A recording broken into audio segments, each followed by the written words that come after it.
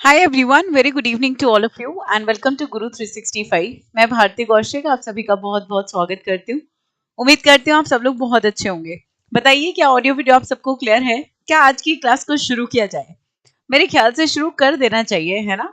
क्योंकि एक वीकेंड के बाद जब मंडे आता है तो यस, हमें लगता है कि यार चलो अब तो बिल्कुल आज तो कर ही लेना चाहिए शुरू, है ना? और वैसे भी आज अगर उल्टी गिनती गिन के देखोगे तो एग्जैक्ट आपके पास वही 30 दिन बच चुके हैं और अपने पेपर की बढ़िया तैयारी आपने कर ही ली है वैसे तो। लेकिन स्टिल अभी भी जो लोग हैं, किसी भी कारणवश अगर नहीं पढ़ पाए थे, किसी भी एक्स वाई जी रीजन की वजह से, अब भी मौका है, पढ़ लो। ठीक है, तो चलिए स्टार्ट करते हैं।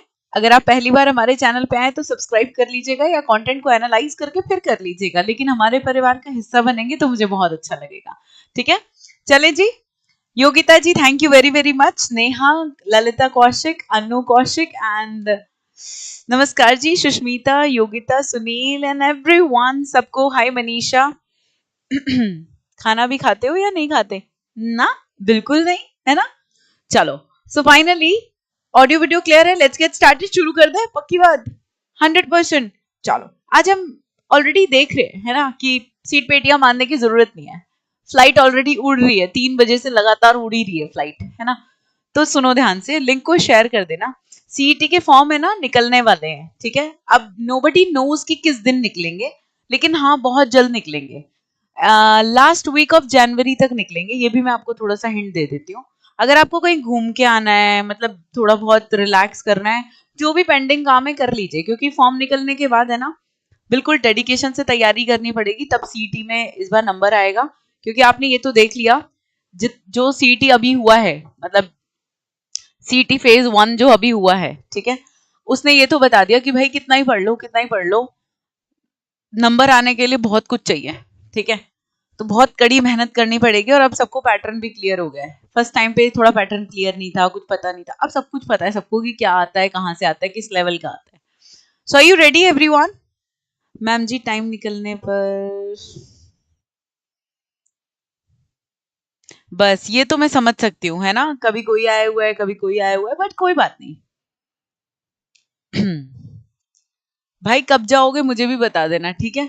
मम्मी डैडी की टिकट कराई है मैंने आज ही, उनको घुमा लाना, वो घुमाएंगे बस। ठीक है, करें शुरू, पक्की बात। एक बार सारे जरा कमेंट सेक्शन में लिख दो, yes ma'am we all are ready, then we can start properly.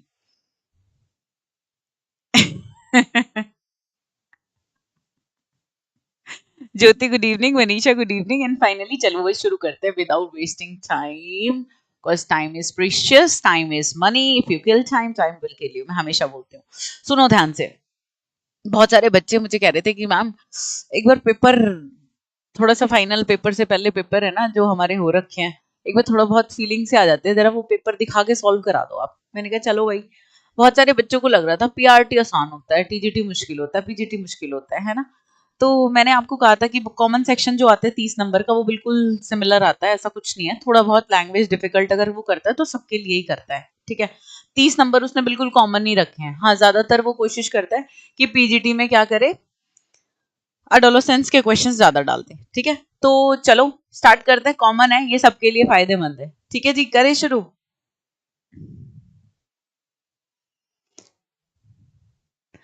भाई जिसको एचटेट की चिंता हो रही है ना, वो चिंता ही करते रहो।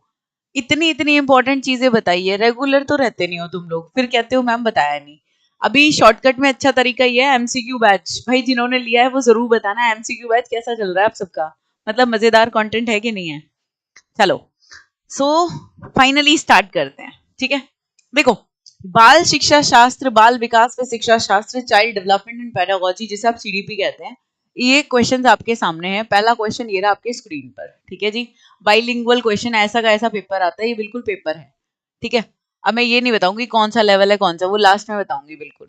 लेकिन पहले आपको ये पता चलना चाहिए कि पेपर में क्वेश्चन कैसे आते हैं। और आज के पेपर में भले ही आपने हो सकता है ये क्वेश्चंस कभी ना कभी कर रखे हो, लेकिन आज के क्वेश्चंस में मैं आपको बताऊंगी कि कीवर्ड्स क्या होते हैं, बिल्कुल कैसे उसको टिक करते हैं। ठीक है, so I hope you all are happy with this, yes और नो? चलिए, लेट्स स्टार्ट। संडे ऑफ नहीं रहता, संडे कल कर दिया मैंने ऑफ क्योंकि मुझे गले में बहुत दर्द था, मुझे रेस्ट नहीं मिल रहा था, इसलिए मैंने ऑफ कर दिया। ठीक है, सॉरी उसके लिए। चलो आइए स्टार्ट करते हैं। जी मनीषा जी, सबसे पहले सामाजिक रूप से वंचित बच्चों के लिए किस प्रकार की शिक्षा उपयुक्त होगी? तो 4 प्रकार की शिक्षा, अनौपचारिक शिक्षा, विशिष्ट शिक्षा, समावेशी शिक्षा, धार्मिक शिक्षा, है ना। तो देखो सबसे पहली चीज, क्वेश्चन हमारा पॉजिटिव है कि सामाजिक रूप से वंचित बच्चे, जो डिप्राइव्ड बच्चे होते हैं, है ना। डिप्राइव्ड बच्चे कौन होते हैं? सबसे पहले माइंड में क्रिएट कर लिया करो, जिन तक मूलभूत सुविधाएं भी नहीं पहुंच पाती हैं। ठीक है, तो शिक्षा उनके लिए कैसी जरूरी रहेगी, कैसी उपयुक्त रहेगी? तो पहला है अनौपचारिक शिक्षा। देखो इनफॉर्मल एजुकेशन, इनफॉर्मल एजुकेशन की अगर मैं बात करूं तो ये तो वो शिक्षा होती है जो आप बिना किसी रूल्स एंड रेगुलेशंस के ले रहे हो। अगर मैं घर पे अपने बच्चे को पढ़ा रही हूँ तो वो इनफॉर्मल एजुकेशन है। आप अगर अपने भाई बहन को पढ़ा रहे हो तो वो इनफॉर्मल एजुकेशन है। फॉर्मल एजुकेशन क्या होती है? जो आप स्कूल में जाके, कॉलेज में जाके लेते हो, जो जो नियमबद्ध होती है, जो रिजिड होती है, जिसमें रूल्स एंड रेगुलेशंस होते हैं, जो नियमित तौर से की जाती है ना, जिसका एक फिक्स करिकुलम होता है, तो हर चीज उसमें फिक्स्ड होती है और उसी हिसाब से चलना होता है, तो वो फॉर्मल एजुकेशन होते हैं। फॉर्मल एजुकेशन में अंत में मूल्यांकन भी किया जाता है। ठीक है, सबसे बड़ी बात, बच्चे कंफ्यूज होते हैं कि मैम औपचारिक अनौपचारिक समझ में आ जाता है, ये निरौपचारिक में हमेशा टेंशन रहती है। तो निरौपचारिक क्या होता है भाई? निरौपचारिक होता है जहां पे आपके पास गोल्स क्लियर हैं, ठीक है, लेकिन वो औपचारिक से कंपेयर करोगे तो लीनियंट होती है, मतलब उसमें फ्लेक्सिबिलिटी ज्यादा होती है, उसका भी एक फिक्स करिकुलम होता है। ठीक है, रेगुलरिटी मतलब रोज डेली नहीं, लेकिन हाँ संडे टू संडे, जो आप डिस्टेंस एजुकेशन कहते हो, that can be a part of non formal education. ठीक है, तो इनफॉर्मल जो फ्रेंडली टर्म्स में, फॉर्मल जो बिल्कुल रिजिड टर्म्स में, नॉन फॉर्मल जिसमें फ्लेक्सिबिलिटी है, लिबर्टी है। समझ में आ गई बात? दूसरी चीज ध्यान रखिएगा। हाँ जी मनीषा सागर जी, बिल्कुल मैंने लिया आपका नाम। ठीक है, चलिए अब ध्यान से सुनिए। जीके की क्लास कल है सुबह बैच में, ठीक है ना, ट्यूसडे है कल, तो कल सुबह 9 बजे जीके की क्लास है, हरियाणा जीके। 8 बजे पहले यहाँ पे और फिर वहां पे। देखो विशिष्ट शिक्षा ये अलग करती है बच्चों को, है ना। जो आप कहते हो कि भाई वंचित, सॉरी, हैंडीकैप है या स्पेशली एबल्ड है, स्पेशली एबल्ड है, या उसे डिसेबल्ड बोल देते हो, दिव्यांग बोल देते हो, तो उन सबको अलग स्कूल में अलग टीचर्स, अलग करिकुलम, तो अलग कर रहा है वो। ठीक है, रिलीजियस भी क्या करता है, बिल्कुल हर धर्म अलग अलग है, तो देखो ये भी एक नेगेटिव टर्म्स में आ जाता है, ये भी नेगेटिव टर्म्स में, ये भी, इसका तो हमें यूज ही नहीं करना। तो समावेशी शिक्षा इज द राइट वन। समावेशी शिक्षा कहता है कि सामान्य बच्चा और स्पेसिफिक बच्चा, मतलब विशिष्ट बच्चा, सब एक साथ पढ़ेंगे, जिसको जैसी सुविधा चाहिए उसको वो दिया जाएगा। तो which type of education would be appropriate, कौन सी सही होगी सोशली डिप्राइव्ड बच्चे के लिए? तो बोलता है जिसमें सब बच्चे एक साथ बैठ के पढ़ें वही होगी, क्योंकि 6 से 14 वर्ष के हर बच्चे को पढ़ने का अधिकार है, ये उसका मौलिक अधिकार है। ठीक है, तो उसके लिए कौन सी शिक्षा की जाए? Inclusive education. क्लियर है जी? यस और नो?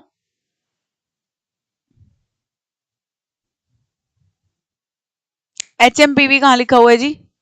थोड़ा सा बताइए, शॉर्टकट्स नहीं आते मुझे। मनदीप जी एक बार प्लीज बताइएगा। ठीक है, चलें आगे।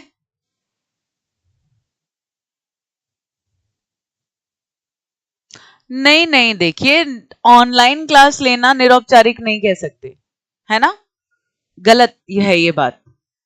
जिसमें लिबर्टी लीनियंसी है वो। अब देखिए फॉर्मल एजुकेशन, मैं एज अ टीचर पढ़ा रही हूँ, आप एज अ स्टूडेंट घर पढ़ रहे हो, हमारे पास फिक्स करिकुलम है, तो ये फॉर्मल एजुकेशन है। समझ रहे हो इस चीज को?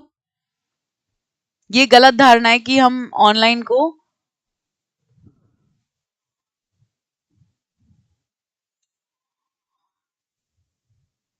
चले ओके। नेक्स्ट देखिए, ओ HME वायरस, भाई वायरस वायरस की बात मत करो, जनवरी का टाइम आते ही ना बस टेंशन हो जाती है, इसलिए मैं तो न्यूज ही नहीं करती। प्लीज बात मत करो इस वायरस वायरस के बारे में, चुपचाप पढ़ाई कर लो। ठीक है, I got it, I got it, अभी अब समझ में आ गया मुझे। प्लीज कोई भी वायरस वायरस के बारे में बात नहीं करेगा, सिर्फ CDP की क्लासेस, सिर्फ क्वेश्चंस पे डिस्कस करेंगे। ठीक है, डराओ मत ना यार, चुपचाप एचटेट दे लो। अब आधे तो, प्लीज यार। चलो देखो अगला क्वेश्चन, देखो फटाफट से, इररेलेवेंट बात नहीं बिल्कुल भी। ठीक है, अब देखो क्या है, इनमें से कौन सा कथन एरिक्सन के मनोसामाजिक सिद्धांत के अंतर्गत किशोर अवस्था से संबंध में सही है? अब सबसे पहली चीज, मनोसामाजिक सिद्धांत किसने दिया? बोलो, इरिक इरेक्सन ने दिया। याद करते जाओ साथ के साथ। यार मैंने खुद टेलीग्राम पे नोटिफिकेशन डाला है, तुम लोग फोकस करो ना पढ़ाई पे, और अब मैं किसी का कमेंट नहीं लूंगी, ठीक है? तो जल्दी से देखिए, इरिक इरेक्सन ने कौन सा सिद्धांत दिया? मनोसामाजिक सिद्धांत दिया। भाई मनोसामाजिक सिद्धांत में कौन सी अवस्था की बात कर रहे हैं? किशोर अवस्था। तो किशोर अवस्था क्या? 12 से 18, है ना? और 12 से 18 के लिए क्या सही है? तो इन्होंने कहा कि 12 से 18 की जो स्टेज होती है, कौन सी स्टेज होती है? स्टेज नंबर, तो आप बोलोगे स्टेज नंबर 5, है ना? Stage number 5। स्टेज नंबर 5 में क्या होता है? तो आप कहते हो ma'am identity, identity versus illusion, है ना? Identity versus illusion. अब आपसे सिंपल सिंपल देखो कितना इजी हो जाएगा समझना। दो घोड़ों की रेस है, एक पॉजिटिव है एक नेगेटिव है, देखते हैं कौन जीतता है, ठीक है? तो इधर वाला पॉजिटिव है, इधर वाला नेगेटिव है, आपको याद आया? अब मैंने कहा देखो इसी क्वेश्चन से सॉल्व करते हैं। ईगो आइडेंटिटी पॉजिटिव होता है, तो बिल्कुल सही है जवाब। ईगो एक ऋणात्मक मनोसामाजिक पहलू है, नहीं। इल्यूजन यानी कि भ्रम, पहचान बनाम भ्रांति, है ना? तो भ्रांति नेगेटिव है। पहचान एक तटस्थ मनोसामाजिक है, तटस्थ मतलब स्टैटिक, बिल्कुल जिसमें कोई चेंजेस नहीं होते, तो ऐसी कोई बात नहीं कही गई है। इसमें मनोसामाजिक पहलू ही नहीं है, तो ये गलत है। मनोसामाजिक सिद्धांत में है और ये स्टेज में आता है, तो आप क्या कहोगे? That is 1। समझ में आ गया? क्लियर सबको? वेरी इंपॉर्टेंट पॉइंट, यहां से क्या पता चल रहा है कि इरिक इरेक्सन की थ्योरी आती है और कैसे कैसे क्वेश्चन बन सकता है। हालांकि आपने याद किया हुआ है, मनो मतलब व्यवहार, सामाजिक मतलब संबंध, हमारे संबंध हमसे कैसे बिहेव करते हैं, वो हमारे विकास पे, हमारे व्यवहार पे फर्क डालता है, ठीक है? सिंपल, उसके नाम में ही लिखा है सब कुछ। नाउ मनुष्य न सिर्फ समाज से सीखता है बल्कि समाज को सिखाता है ना? तो हमेशा ध्यान रखिए कि हर पर्टिकुलर स्टेज पे दो इमोशंस की, मतलब दो गुणों की, दो ट्रेड्स की रेस हो रही है। One is negative, one is positive. Okay, 8 stages इन्होंने बताई थी, 8 की 8 आपको याद होनी चाहिए। Come to the next point, आगे चले। थोड़ी सी स्पीड बनाना, बहुत मजा आएगा। 30 क्वेश्चन सॉल्व करेंगे, पूरा पेपर के सॉल्व करेंगे 30 क्वेश्चन, ठीक है? क्लियर है भाई? राइट, अब सब लोग देखिएगा ध्यान से, अगला क्वेश्चन क्या लिखा है भाई। देखो, वैसे तो मैक्सिमम सबको दिखेगा, ठीक है? एक सृजनशील बच्चे में इनमें से कौन सी विशेषता नहीं देखी जा सकती? नाउ सबसे पहले अंडरलाइन करिए सृजनशील बच्चा, और इस चीज को जरूर देख लीजिएगा, पेपर में क्वेश्चन सबसे ज्यादा विशिष्ट प्रकार के बच्चे। पहला क्वेश्चन कहां से था? वंचित बच्चे, इंक्लूसिव एजुकेशन, रिलेटेड टॉपिक है। अब तीसरा क्वेश्चन ही बना रहा है, उसी पेज पे ही दिख रहा है आपको, और किससे रिलेटेड है? सृजनशील बच्चे। तो विशिष्ट प्रकार के बच्चे जरूर पढ़िएगा, various type of learners, various type of childrens, ठीक है? क्लियर ये बात? Now it is very important, कौन सी नहीं देखी जाती? दैट मीन्स क्वेश्चन कैसा हो गया? नेगेटिव हो गया। अब देखो, अपसारी चिंतन, एक समस्या के कई समाधान होते हैं, है ना? यही बात चल रही है, ठीक? अति जिज्ञासु होता है, बहुत ज्यादा क्यूरियस होता है। उच्च कल्पनाएं, जो क्रिएटिव होता है उसके दिमाग में इमेजिनेशन चलती रहती है, तभी तो वो इनोवेशन करता है, तभी तो वो इनोवेटिव होता है। लेकिन परंपरागत विचार, कन्वेंशनल थॉट, जो चलता चला आ रहा है, जो चलता चला आ रहा है, ये नेगेटिव वर्ड है, ठीक है? और क्वेश्चन नेगेटिव था, तो ऑप्शन भी कैसा होगा? नेगेटिव। तो कन्वेंशनल, परंपरागत, स्टीरियोटाइप, जो चलता चला आ रहा है, ठीक है? तो हमेशा ध्यान रखिएगा, जो चीज चलती चली आ रही है ऐसी कैसी मान ली तो फिर क्रिएटिविटी कहां हुई, ठीक है? इनोवेशन कहां हुई? क्लियर है ये चीज? चलिए नेक्स्ट क्वेश्चन पे चलते हैं। अब अगला क्वेश्चन देखिए, नेक्स्ट क्वेश्चन ये कहता है भाई, इनमें से कौन सी विशेषता समाजीकरण की प्रक्रिया पर सकारात्मक प्रभाव नहीं डालती है? अब बहुत सारे बच्चे सकारात्मक तो पढ़ लेते हैं लेकिन नहीं पढ़ते हैं, ठीक है? तो नहीं है इसका मतलब ये नेगेटिव ही बात कर रहे हैं। पहली बात, which of the following characteristic does not have a positive effect on the socialization? जब भी सोशलाइजेशन की बात आ जाए तो हमेशा ध्यान रखना, मिलजुल के रहना, भाईचारा, ब्रदरहुड, फ्रेटर्निटी, है ना? तो ये सारी चीजें दिमाग में ले आया करो, इसी को सोशलाइजेशन बोलते हैं, मिलजुल कर रहना, केयरिंग एंड शेयरिंग, है ना? हमेशा ध्यान रखा करो, ठीक? क्लियर है ये बात?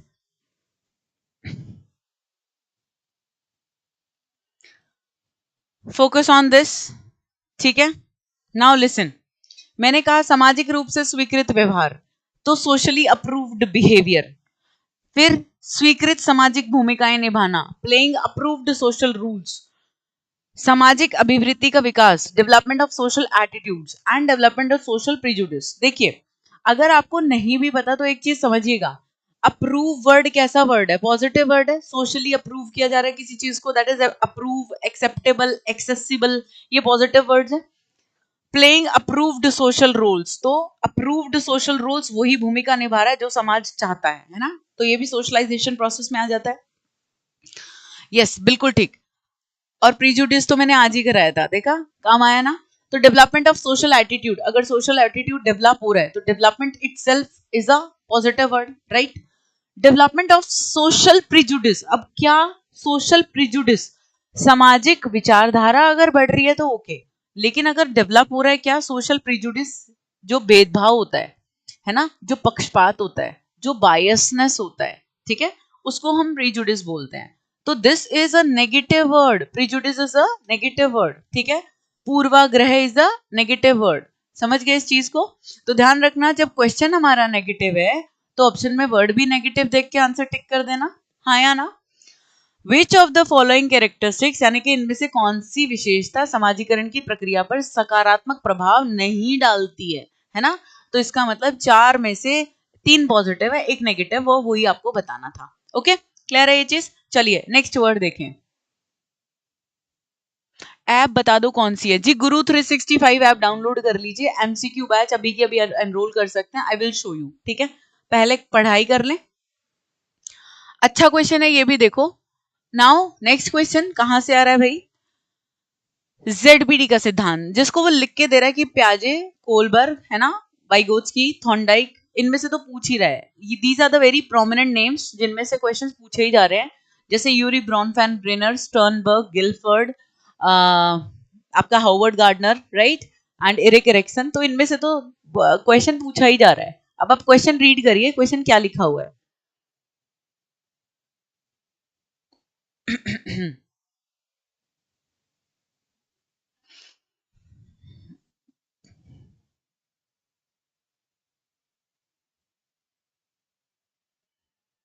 ठीक है मनदीप जी, गिव मी सम टाइम, मैं अभी सारा टाइम अवेलेबल करके बताती हूँ आपको क्या चल रहा है, ठीक है। पहले एक बार इसको करते हैं। समीपस्थ विकास क्षेत्र की ये बात कर रहा है। इसने कहा बच्चा, अब देखना क्वेश्चन ध्यान से पढ़ना, क्वेश्चन को कंफ्यूज बनाने की कोशिश पूरी पूरी की गई है, लेकिन मुझे पता है कि आप उलझेंगे नहीं, ठीक है। ये क्या कहता है? बच्चा स्वतंत्र रूप से क्या कर सकता है, बच्चा स्वतंत्र रूप से क्या नहीं कर सकता है, बच्चा किसी ज्ञानी व्यक्ति के निर्देशन में क्या कर सकता है, बच्चा किसी ज्ञानी व्यक्ति के निर्देशन में क्या नहीं कर सकता है। नाउ ZPD क्या होता है? जब भी आप कभी भी क्वेश्चन करते हो, always draw a diagram in a rough work, तो आपकी गलती कभी भी नहीं होगी। सपोज आपने बोला एक्चुअल लेवल ऑफ डेवलपमेंट और ये पोटेंशियल लेवल ऑफ डेवलपमेंट, मतलब वास्तविक विकास का स्तर और ये संभाव्य विकास का स्तर, इसके बीच का जो एरिया है ये ZPD है। अब ZPD कैसे होगा? तो आपने कहा मैम ये क्षेत्र तो तब कवर होगा जब कोई हमें गाइड करेगा और हमसे ज्यादा जानता होगा, ठीक है। तो देखो, अगर मैं कहती what the child can do independently, जो बच्चा अपने आप कर सकता है वो क्या कहलाएगा? आप बोलोगे मैम वो तो उसका वास्तविक विकास का स्तर कहलाएगा, है ना, राइट। तो इसलिए ये तो आंसर नहीं है। बच्चा जो नहीं कर सकता इंडिपेंडेंटली, तो वो क्या है? उसका संभाव्य विकास का स्तर, क्योंकि वो इंडिपेंडेंटली नहीं कर सकता, उसको एक MKO, मोर नॉलेजेबल अदर की जरूरत है, राइट। अगर मैंने कहा कि भाई what the child can do, this is the answer, बिल्कुल सही है सबका आंसर। वेरी इंपॉर्टेंट इज कि guidance end of knowledgeable person, MKO की गाइडेंस। अब जो गाइडेंस है वो क्या हो सकती है? Temporary support. टेम्परेरी सपोर्ट को आप क्या बोलते हैं? स्काफोल्डिंग, है ना, हिंदी में आप उसे मचान या पाड़ भी बोल सकते हैं। अगला लिखा है what child can not do under the guidance of, तो ऐसा कहीं पे भी कुछ भी नहीं है, ठीक है, क्लियर है। चले जी आगे, चलिए नेक्स्ट क्वेश्चन, अगला क्वेश्चन ये रहा आपके स्क्रीन पर, ओके, रीड इट केयरफुली।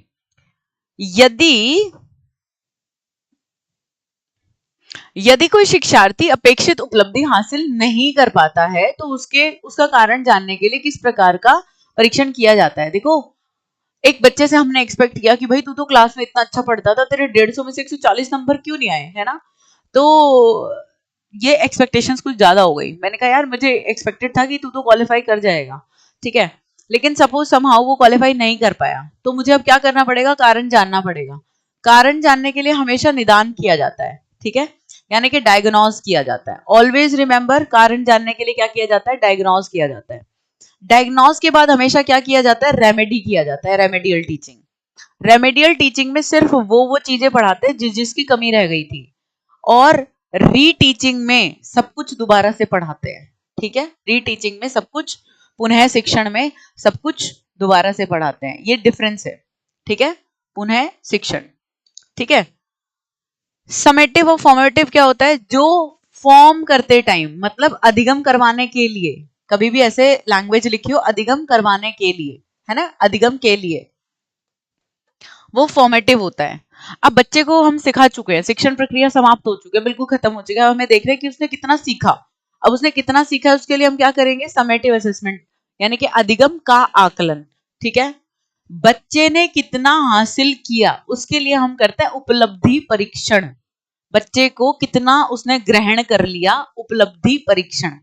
ठीक है, वेरी इंपॉर्टेंट इज उपलब्धि परीक्षण अचीवमेंट टेस्ट के साथ साथ हमारे साथ क्वेश्चन ये भी पूछा जाता है कि भाई स्पीड टेस्ट क्या होता है, पावर टेस्ट क्या होता है। नाउ स्पीड टेस्ट, स्पीड जिसमें क्या मैटर करता है? टाइम मैटर करता है। क्या मैटर करता है? टाइम मैटर करता है। डिफिकल्टी लेवल उतना ही होता है, धीरे धीरे टाइम कम होता जाता है, तो टाइम जहां पे इंपॉर्टेंस रखता होगा वो स्पीड टेस्ट है। जहां पे टाइम की कोई दिक्कत नहीं है, टाइम वैसा ही है, डिफिकल्टी लेवल बढ़ता जाएगा, तो वो आपका पावर टेस्ट है, क्योंकि पावर पोटेंशियल, याद रखिएगा, उसे शक्ति परीक्षण कहते हैं। ठीक है, तो हमेशा ध्यान रखिए, शक्ति देखने के लिए क्या करेंगे? डिफिकल्ट लेवल देंगे, और स्पीड देखने के लिए क्या करेंगे? टाइम, कौन कम से कम टाइम में सबसे एक्यूरेट आंसर्स देता है। क्लियर है ये बात? चले आगे। रीटीचिंग कब करते हैं? Reteaching is a type of teaching कभी भी करते हैं जब हमें लगता है minimum level of learning attain नहीं हुआ। MLL, minimum level of learning attain नहीं हुआ। What is MLL?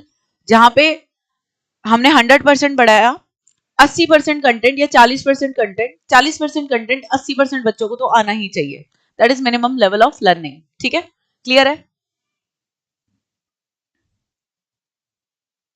ठीक है भाई, क्लास के बाद पूछ लियो, पक्का बता दूंगी। ठीक है, डोंट वरी, जो भी मैथ्स के टॉपिक या किसी के भी टॉपिक पूछने, कोई दिक्कत नहीं है। यहां तक कोई डाउट किसी को? एक एक चीज अच्छे से क्लियर है 100%? चलिए अब नेक्स्ट पे देखते हैं। भाई नेक्स्ट क्वेश्चन देखो, जल्दी से यार, लिंक को शेयर करो।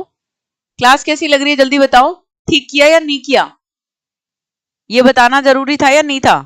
अब देखो, ये क्वेश्चन तो ऐसा क्वेश्चन था जिसको सबके सब छोड़े बैठे हैं कि मैडम ये तो याद ही नहीं कर सकते। सुनिए ध्यान से, ये कहता है कि भाई समावेशन केवल दिव्यांग लोगों तक ही सीमित नहीं, बल्कि इसका अर्थ किसी भी बच्चे का बहिष्कार ना करना है। अब बहिष्कार ना करना, समावेशन केवल दिव्यांग लोगों तक ही सीमित नहीं। अब ये एक बात कौन कह सकता है? सबसे पहली बात देखो, ये जो है यूनेस्को, यूनिसेफ है ना, ये इससे रिलेटेड नहीं है, ये इनकी बात ही नहीं कर रहे, ये सीधी, चलिए दैट्स वेरी गुड, चलो अच्छी बात है, आप सबको पसंद आया, नहीं तो मैं यही सोच रही थी कि ये लोग क्या कहेंगे, है ना। अब देखो एनसीईआरटी क्या काम करता है? एनसीईआरटी ना सिर्फ बुक्स पब्लिश करता है बल्कि फंडामेंटल रिसर्च एजुकेशन की फील्ड में करता है। ठीक है, moreover teacher training programmes के लिए भी आपको पता है कि इट इज रिस्पॉन्सिबल। लेकिन जब बात करी जाती है एनसीएफ 2005, तो ये डेफिनेशन किसने दी थी? एनसीएफ 2005 ने दी थी, क्योंकि एनसीएफ 2005 यहाँ पे इंक्लूजन की भी बात करता है और ये भी बात करता है कि भाई हम किसी भी बच्चे को इससे बहिष्कार नहीं कर सकते। ठीक है, अब तो क्लास ठीक चल रही होगी आई गेस, थोड़ा बहुत टेक्निकल इशू हो जाता है, मान जाया करो, समझ जाया करो। अगला क्वेश्चन देखो भाई, question number 8, now very important, यहाँ पे थोड़ा सा ध्यान से देखना इस क्वेश्चन को। यहाँ बच्चे ने क्या गलती की? बच्चे ने ये गलती की भाई, क्वेश्चन पढ़ के उसको लगा ये 4 आंसर है और इन 4 में से अक्कड़ बक्कड़ बम्बे वो लगाया, ओएमआर शीट पे भर दिया। ठीक, क्योंकि जल्दबाजी होती है ना, फिर ध्यान आया ओह गलत हो गया, तो मैडम जी एक क्वेश्चन तो आते हुए भी गलत हो गया। भाई ऑप्शन ये थे, ये नहीं थे। पहली बात, इसको समझना बहुत जरूरी है। कितने बच्चे इस बात से सहमत है? हाँ मैडम ये गलती हो जाती है, जल्दी बताओ, हरी अप एवरीवन। अब देखिए, इस क्वेश्चन की अगर हम बात करें तो क्या कहना चाहता है ये, कि वृद्धि और विकास की अगर बात की जाए तो किस प्रकार के परिवर्तन होते हैं? शरीर में आकार के परिवर्तन होते हैं, ये तो होते हैं भाई, ये तो क्लियरली हम ग्रोथ की बात कर सकते हैं। शरीर के अनुपात में परिवर्तन होते हैं, बिल्कुल। कभी अगर हम गलती हो गई जी मेरे से, मैं भूल गई थी, मैं एचटेट सॉल्व करा रही हूँ। इधर खड़े होना चाहिए मुझे, है ना? क्लियर? अब ठीक है, अब तो शायद सब दिख रहा होगा अच्छे से।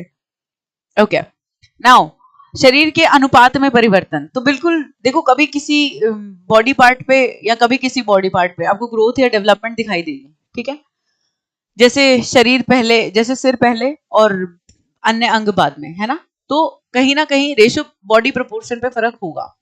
डिसअपियरेंस ऑफ ओल्ड फीचर्स, जो हमारे पुराने लक्षण हैं वो धीरे धीरे क्या होते जाएंगे, गायब होते जाएंगे।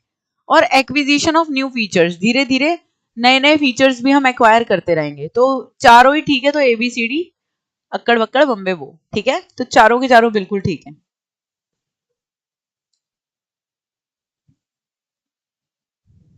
मैं साइड में हो जाती हूँ बिल्कुल, ठीक है? यहां मत खड़े हो, वहां मत खड़े हो, ऐसे कर लेती हूँ, चिंता ना करो। अब देखो नेक्स्ट, इनमें से कौन सा कथन अभिप्रेरणा का अधिगम पर सकारात्मक प्रभाव नहीं करता है? नेगेटिव क्वेश्चन है, भूलना मत बिल्कुल भी, ठीक है?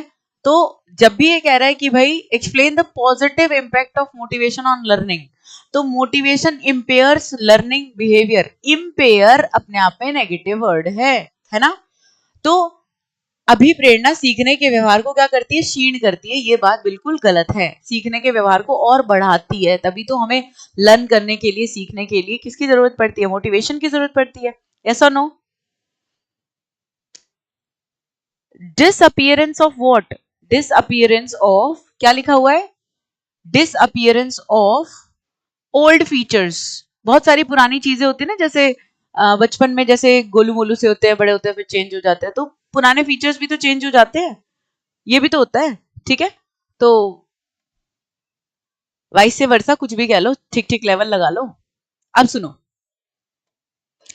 अगला है अभिप्रेरणा सीखने के व्यवहार को निश्चित दिशा प्रदान करती है। जब हम मोटिवेटेड होते हैं तो डेफिनेटली हमारा गोल बिल्कुल हमें डिटरमाइंड दिखता है, बहुत बिल्कुल निश्चित दिशा दिखती है, ठीक है? तो निश्चित दिशा यहाँ पे पॉजिटिव है, क्षीण यहाँ पे नेगेटिव वर्ड है, ठीक है? सीखना व्यवहार में सक्रियता लाता है। जितना आप मोटिवेट होते हो ना, उस दिन तो किताब उठा ही लेते हो। हाँ, जिस दिन मोटिवेशन नहीं है उस दिन, ठीक है? तो ये पॉजिटिव वर्ड है, सक्रियता। अभिप्रेरणा सीखने से व्यवहार को क्या करती है, चयनात्मक बनाती है, मेक सेलेक्टिव। जब आप मोटिवेटेड होते हो ना, तो मोटिवेटेड बिहेवियर की एक खास बात होती है कि we become selective in nature, हम बहुत चूजी हो जाते हैं।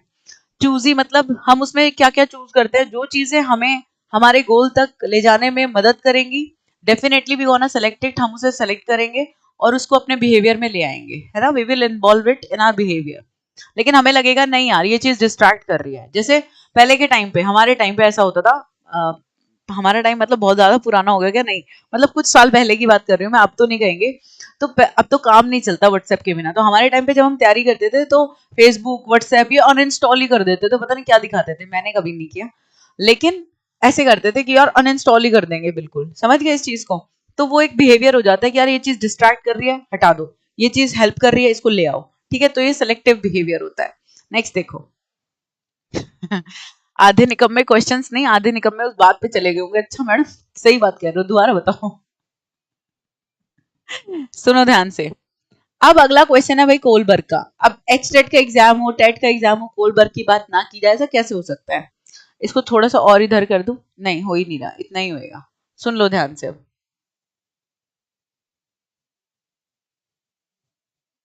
थैंक यू कुलदीप जी। चलिए अब सुनिएगा ध्यान से। नाउ ही फोकस कि कोलबर्ग के नैतिक विकास सिद्धांत के अंतर्गत नैतिकता की अवस्था को उनके स्तर के साथ मेलित कीजिए। अ सुनो, लेवल 1, लेवल 2, लेवल 3, सिंपल, ठीक है? अब उसके बाद आपके पास यहाँ पे कोई लेवल नहीं लिखा है, ठीक है? और आपको सिर्फ इतना क्या है कि आपको मैच करना है कि कौन सी स्टेज किससे मैच करती है, ठीक है? अब आपने कहा जी गुड इंटरपर्सनल रिलेशनशिप, तो जब आपको इंटर वर्ड आ जाता है, इंटर, हम दो लोग बात कर रहे हैं, तीसरे को बोलते हैं ना दूसरे को, इंटरफेयर मत कर, है ना? तो इंटरपर्सनल, किसी दूसरे के लिए अच्छा अच्छा बन के दिखाना, तो गुड बॉय, गुड गर्ल, तो ये कैसी स्टेज है आपकी? Stage number 3। स्टेज नंबर 3 कौन से लेवल पे आती है? लेवल 2 पे आती है, तो ये मैच कर देंगे। भाई व्यक्तिवाद और विनिमय, विनिमय समझ में आया? एक्सचेंज करना।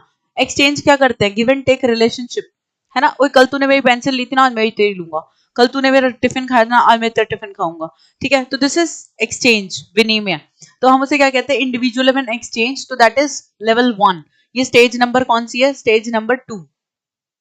नाउ सामाजिक अनुबंध और व्यक्तिक अधिकार, social contracts and individual rights, ये आपकी लेवल 3 मतलब स्टेज नंबर कौन सी आ जाती है, स्टेज नंबर 5 आ जाती है। ओके, और सार्वभौमिक प्रिंसिपल यानी कि यूनिवर्सल एथिकल प्रिंसिपल, विवेक की अवस्था, ये हमारी छठी अवस्था आ जाती है। नाउ आपको मैच करना है। अब मैच करने के लिए सबसे शॉर्टकट तरीका बताती हूँ। ऐसे में कभी भी कंफ्यूजन हो तो ये देखो कि यार इसके लिए हम 100% श्योर हैं, है ना, और इसके लिए हम 100% श्योर है। किसी बच्चे को डाउट हुआ होगा तो इस पे ही हुआ होगा, क्योंकि कई बार लैंग्वेज में प्रॉब्लम होती है। ठीक है, तो आपने जब इसको मैच कर लिया ना कि ये हमारा मैच हो रहा है, तो यहीं से पता चल जाएगा option 4 is the right answer. ठीक है, सी और डी थर्ड, तो सी और डी थर्ड स्टेज। ठीक है, बस उसके बाद आप बाकी मैच कर लोगे, जरूरत नहीं पड़ेगी। ऐसा नो ओ जी, जिनको दिखाई नहीं दे रहा ना वो ऐसे ऐसे करके देख लो। ठीक है, समझ गए मेरी बात को? अब फिर ना कहना कि मैडम ऐसे मजे ले लिए। अब तुम बात ऐसी कर देते हो यार, बताओ मैं क्या करूं। और फिर मेरा खुराफात वाला दिमाग चल गया ना तो तुम जानते हो क्या होगा। मैं अभी सीरियस मोड पे अच्छे अच्छे से पढ़ा रही हूँ। I am a good girl. ठीक है, गुड गर्ल की तरह पढ़ा रही हूँ, अच्छे से पढ़ लो। Don't compel me to bad. ठीक है, क्या लिखा है सुनो। मजाक कर रही थी। जब अधिगम करता किसी कार्य को बिना इच्छा उद्देश्य के अपने आप ही सीख जाता है, अब बिना किसी उद्देश्य के, है ना, अपने आप ही सीख जाता है, तो उसे क्या कहेंगे? तो पहली बात, उसे भाई mass learning, whole learning, part learning या इंसिडेंटल लर्निंग। तुम्हें कुछ नहीं आता हो ना तब भी तुम इस क्वेश्चन को कर सकते हो। This is that easy question. ठीक है। आधे तो बिल्कुल। चलो सुनो, तो उसे प्रासंगिक सीखना कहते हैं, दैट इज इंसिडेंटल लर्निंग। अब बहुत सारे बच्चों के माइंड में ये आ रहा होगा कि मैम ये किस तरह की लर्निंग होती है ना, तो सुन लो पहले। अविराम सीखना एक तरह की बहुत ही मोनोटनस और बोरिंग सा लर्निंग कह सकते हो आप इसे। ठीक है जी, बिल्कुल सही जवाब, बिल्कुल सही है भाई। लेकिन सुन लो, हो सकता है तुमने आंसर की के अकॉर्डिंग याद कर लिया हो, मैं कैसे मान लूं तुम्हें आता है अच्छे से? बताओ जरा।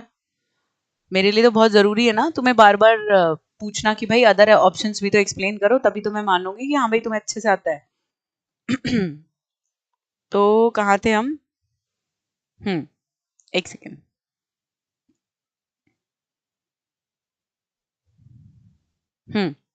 देखो, मास लर्निंग क्या होता है? एक तरह का ऐसा सीखना जब एक ही समय में हम बहुत ज्यादा पढ़ लेते हैं। जैसे कई बार तुम्हारी मैराथन लगती है ना 10-12 घंटे की, तो वो मास लर्निंग हो जाती है। विराम सीखना, विराम का मतलब होता है बिना, ए का मतलब होता है बिना, विराम मतलब बिना आराम करे जब, तो दैट इज मास लर्निंग। तो it is a kind of a boring, boring हो जाता है। ठीक है, लेकिन मजबूरी में पढ़ना पड़ता है जब लगातार पढ़ते हैं। तो इसको हम छोटे छोटे अंतराल में कभी भी नहीं बांट सकते। और इसने क्या कहा है कि लर्नर किसी टास्क को अपने आप सीख जाता है बिना किसी डिजायर या पर्पस के। ठीक है, तो वो होता है आपका इंसिडेंटल लर्निंग। पूर्ण सीखना भी क्या होता है? जब एक बच्चा पूरे कौशल या जानकारी को एक बार में पूरी तरह समझने में क्या हो जाता है, सक्षम हो जाता है। जैसे फॉर एग्जाम्पल, मैंने कहा कि भाई आज मैं तुम्हें मोटिवेशन पढ़ाऊंगी, या आज मैं तुम्हें भाई सारे बुक्स एंड ऑथर्स के नाम याद कराऊंगी। ठीक है, तो मैंने एक टारगेट लिया, एक उद्देश्य लिया, एक बार में उसे कंप्लीट किया। दिस इज पूर्ण सीखना, पूरा कंसेप्ट एक बार में बच्चे को बताना। ठीक है, अंश सीखना क्या होता है? जब हम किसी को टुकड़े तोड़ तोड़ के सिखाते हैं। ठीक है, इट इज वेरी इंपॉर्टेंट। बच्चे को जानकारी या कौशल छोटे छोटे हिस्सों में जब हम सिखाते हैं, तो कब करते हैं हम? ये क्वेश्चन कब बन सकता है आपका? जब हमें किसी बच्चे को कॉम्प्लेक्स कंटेंट पढ़ाना है, तो कॉम्प्लेक्स कंटेंट पढ़ाने के लिए हमें क्या करना पड़ता है? अंश सीखना। ठीक है, चलिए नेक्स्ट पे चलते हैं। इनमें से कौन सा कथन जैविक अभिप्रेरकों के संबंध में सही नहीं है? जब भी जैविक वर्ड आ जाए तुम्हारे माइंड में 3-4 चिट्ठी खुलनी चाहिए, 3-4 वर्ड्स आने चाहिए। ठीक है, तो जैविक मतलब बायोलॉजिकल, बायोलॉजिकल मतलब फिजिकल, ये मत बोलना हम यहाँ पे भी पढ़ लेते। बायोलॉजिकल मतलब फिजिकल, फिजिकल मतलब शारीरिक। ठीक है, शारीरिक मतलब जैसे ही शारीरिक की बात होती है वैसे ही हेरिडिटी याद कर लिया करो। ठीक है, हेरिडिटी। तो ये सारे वर्ड्स जब तुम्हारे माइंड में आ जाएंगे, तो एक दो चीजें और सुन लो। जैसे ये क्या होते हैं? प्राइमरी होते हैं, मतलब प्राथमिक होते हैं। ये सब वर्ड्स एक दूसरे से रिलेटेड है। प्राथमिक ने लिखा होगा तो क्या हो सकता है? तो नेचुरल हो सकता है, चलेगा, कोई दिक्कत नहीं है। ठीक है, जो भी चीज बायोलॉजिकल है वो कैसी है? जन्मजात है, इननेट है। ओके, आइए अब देखते हैं। ये सार्वभौमिक होते हैं, तो सब पैदा होते हैं, सब में होते हैं तो सार्वभौमिक होते हैं। जन्मजात होते हैं, इननेट होते हैं, इनबॉर्न होते हैं। ये वर्ड यूज कर सकता है, यस और नो? ठीक है। They are essential to survival, भाई ये जीने के लिए, सर्वाइवल करने के लिए बहुत जरूरी होते हैं। और they are not related with the homeostasis in the individual. अब देखो समस्थिति होता क्या है, can anyone tell me? Answer तो यही है, आंसर तो आपने बिल्कुल सही दे दिया। ठीक है, आंसर तो आपने बिल्कुल सही दे दिया कि they are not related with the homeostasis in individual. Homeostasis होता क्या है? Who can explain?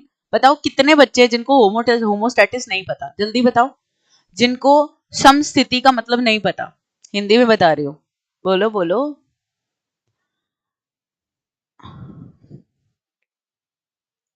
नहीं, ऐसा हर बार नहीं कह सकते कि बायोलॉजिकल लिखा होगा तो जीन प्याजे ही याद आएगा तुम्हें, कोई भी आ सकता है। ठीक है सीमा जी, आपका हुक्म सराखों पर। फिलहाल इस पर फोकस करते हैं। प्लीज मुझे बताइए होमोस्टेटिस क्या होता है? Very good, very good. तो homeostasis is balancing situation internally. ठीक है, तो जैसे फॉर एग्जांपल अगर हमारे शरीर का, बॉडी का टेम्परेचर बढ़ रहा है तो हमारी बॉडी स्वेटिंग करने लग जाएगी to make it cool. This is homeostasis. मान लो अगर मैं एग्जामिनर हूं तो मैं क्वेश्चन यही बनाऊं कि शरीर का तापमान बढ़ने पर उससे पसीना निकलना, इनमें से किस प्रकार की प्रक्रिया कहलाता है? होमोस्टेटिस। ठीक है, जैसे फॉर एग्जाम्पल यदि शरीर में पानी की कमी हो जाती है तो मस्तिष्क से एक संकेत व्यक्ति तक पहुंचता है कि प्यास लगी है, तो यह किस प्रकार की प्रक्रिया की तरफ संकेत करता है? होमोस्टेटिस। ठीक है, तो इंटरनल बैलेंसिंग करने के लिए हम उसे क्या बोलते हैं? वो प्रक्रिया क्या कहलाती है? होमोस्टेटिस कहलाती है। डन? समझ में आया? यस और नो? नेक्स्ट पे चलते हैं, आइए नेक्स्ट क्वेश्चन। तो इसका आंसर डी है। ठीक है भाई, जो बायोलॉजिकल मोटिव्स होते हैं ना, जो भी फिजिकल या प्राइमरी चीज होती है वो सब आवश्यक होती है, उसके साथ कभी कॉम्प्रोमाइज नहीं कर सकते। भूख, नींद, प्यास, विश्राम, काम, सेक्सुअल डिजायर्स, ये सब क्या है? हमारे बायोलॉजिकल। सो ये सब क्या होते हैं? आवश्यक होते हैं। ओके, समझ में आया? यस और नो? अरे यार बता दो यार। अगला, अगला क्वेश्चन ये रहा आपके स्क्रीन पर, जल्दी जल्दी जवाब दीजिए। मैडम जी आप मत जाना पेपर बनाने, आई नो। ठीक है, इनमें से कौन सी परीक्षाएं सतत और व्यापक मूल्यांकन का आधार है?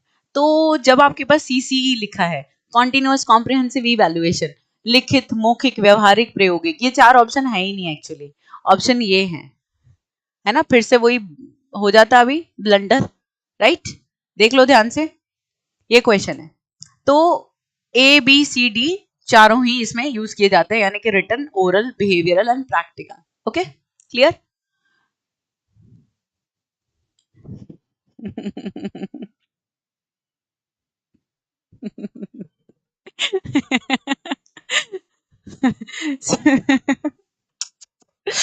सबके सबके कमेंट पढ़ के मुझे हंसी आ रही है कि आप तो बस पास करवा दो, बड़ा पेपर मत बनाना ना।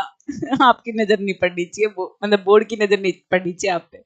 चलो, सो खैर एनीवेज, यार ये गलत बात है। तुम लोगों को सेशन अच्छा लग रहा है, इतना इतना सीख रहे हो, लाइक किसी ने भी नहीं किया। मैं नहीं बात करती तुमसे, जल्दी जल्दी बताओ।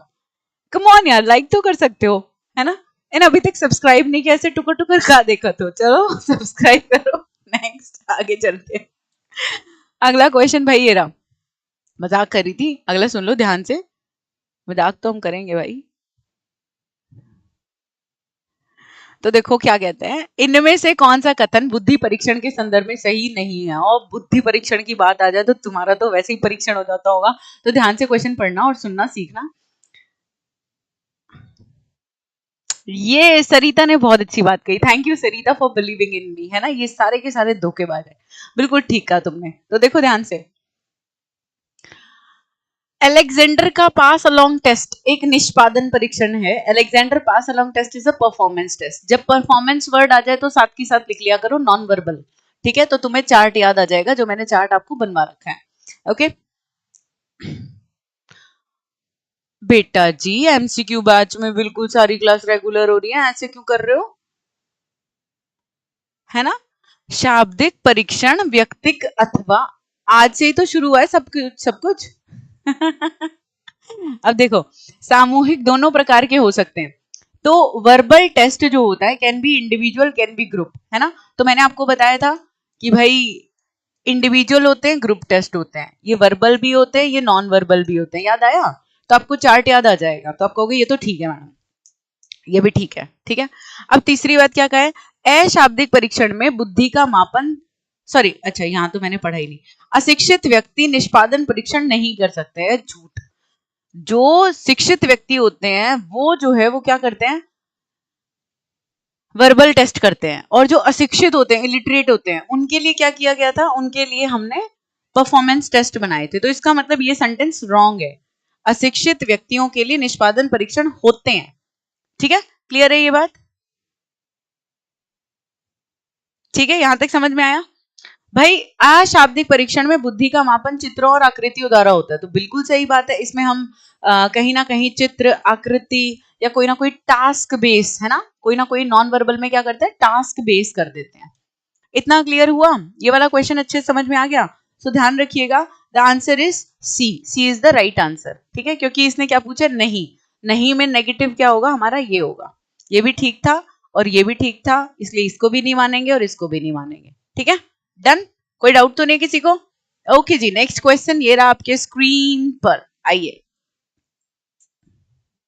लीजिए, बड़ा ही प्यारा क्वेश्चन, और इसको तो लिख लेना, रजिस्टर तो खोल के बैठे होंगे वैसे। देख लो क्या लिखा है। इनमें से कौन सा युगम गिलफर्ड के त्रिआयामी सिद्धांत के अंतर्गत तत्व और उनके आयाम से संबंधित नहीं है? सबसे पहली चीज, 3D theory. 3D theory of intelligence, जिसको हम क्या बोलते हैं? Structure of intelligence. Structure of intelligence मतलब बुद्धि की संरचना का सिद्धांत। भाई बुद्धि की संरचना पहले बनानी पड़ेगी, है ना? तो पहले स्ट्रक्चर बना लेते हैं। इस तरह का एक स्ट्रक्चर बन जाएगा। ठीक, अब ये स्ट्रक्चर तो बन गया, तो क्या किया जाए? तो स्ट्रक्चर में कुछ आयाम होते हैं, कुछ फलक होते हैं। जैसे फॉर एग्जाम्पल एक ये वाला साइड है, ये वाला डायमेंशन है। ठीक है, और अगर ये वाला डायमेंशन है तो इस डायमेंशन को क्या नाम दे? तो आपने बोल दिया मैम इसको हम बोल देते हैं कंटेंट। इसको हम क्या बोल देते हैं? कंटेंट। कंटेंट मतलब विषय वस्तु। कंटेंट मतलब विषय वस्तु। ठीक है, थैंक यू मोनिका। तो दूसरा सुनिए ध्यान से, अगर मैं इसकी बात करूं, ये भी एक डायमेंशन है। ठीक है जी, और ये भी अगर एक डायमेंशन है, तो चलिए इसको भी जरा देख लेते हैं। ये एक डायमेंशन है, तो जस्ट अ सेकेंड, इसका नाम रख देते हैं संक्रिया। ठीक है, और संक्रिया ये लिखा हुआ, संक्रिया मतलब प्रोसेस। ठीक है, now the third one is, अगले की अगर हम बात करें तो आप कह सकते हो मैम ये तीसरा है, और इसका नाम है कि कुछ कंटेंट होगा, प्रोसेस होगा, तो बदले में क्या मिलेगा? कुछ ना कुछ तो प्रोडक्ट निकलेगा ही निकलेगा, है ना? तो हम कह देते हैं कि जी चलो इसे हम क्या मान लेते हैं? प्रोडक्ट मान लेते हैं, उत्पाद मान लेते हैं। ठीक है, उत्पाद मान लेते हैं। इतना समझ में आया? दिमाग में बैठ रहा है? अब यहाँ पे आपने कहा कि मैम इसके भी कुछ तत्व होते हैं, है ना, और भाई इसके भी कुछ तत्व होते हैं। तो सिमिलरली अगर हम एक ऐसे डायग्राम बनाएं, तो बेसिकली कितने बॉक्सेस बन जाएंगे, कितने सेल्स बन जाएंगे? जितने भी सेल्स बनेंगे उनको तत्व बोला जाता है। तत्व कितने होते हैं? तो आप कहोगे 6 × 5 × 6। ठीक है, तो टोटल इज 180। ये ध्यान रखना, ये क्वेश्चन पूछा गया है। 3D है तो आयाम कितने होते हैं? 3 आयाम होते हैं। अब हर एक आयाम में क्या होता है? उसके तत्व होते हैं। अब कौन सा एक नहीं है, ये मैच करने के लिए वही बच्चा आंसर दे सकता है जिसको अच्छे से पूरा का पूरा फ्लो चार्ट याद होगा। ठीक है, एंड ये मैं आपको अच्छे से लिखवा भी देती हूँ, टेंशन ना लीजिए, इससे आपको जरूर हेल्प मिलेगी। और जिसने नहीं लिखा हुआ भाई वो जरूर लिख लें इसे। एक सेकेंड दीजिए बस मुझे, जस्ट अ सेकेंड। अच्छा ये रब हो जाएगा, चलो कोई बात नहीं, एक मिनट रब कर दूं, कोई दिक्कत नहीं है, चलो।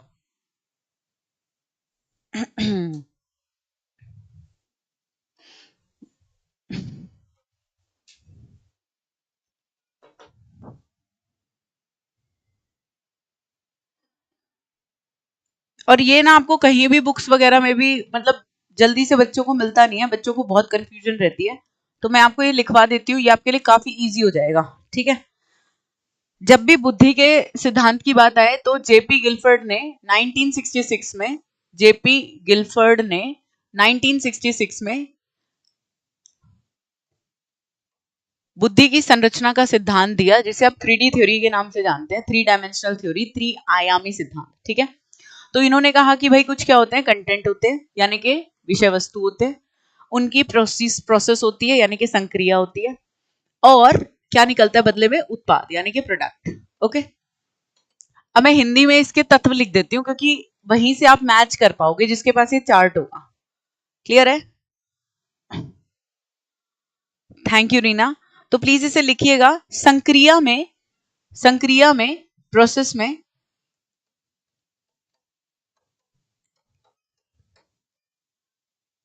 छह स्टेप्स है। 6 स्टेप्स नहीं, 6 तत्व है। अगर मैं विषय वस्तु की बात करूं तो विषय वस्तु में कितने? 5। तो 5 कौन कौन से हैं? अब आप देखना कि आप किसी चीज को सीखते कैसे हो। या तो विजुअल तरीके से सीखते हो। कोई चीज कैसी है? चित्रात्मक, हाँ या ना भाई? चित्रात्मक है, विजुअल है, नहीं तो क्या होगा? ऑडिटरी बोल सकते हो इसे।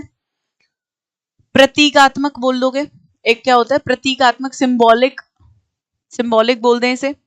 सिंबॉलिक के अलावा क्या हो सकता है? अर्थात्मक, मतलब सीमेंटिक, अर्थात्मक। ठीक है। और एक आप क्या लिख सकते हो? व्यवहारात्मक। व्यवहारात्मक मतलब प्रैक्टिकल। ठीक है। ऑडिटरी नहीं लिखा मैंने, ऑडिटरी लिख देती हूँ।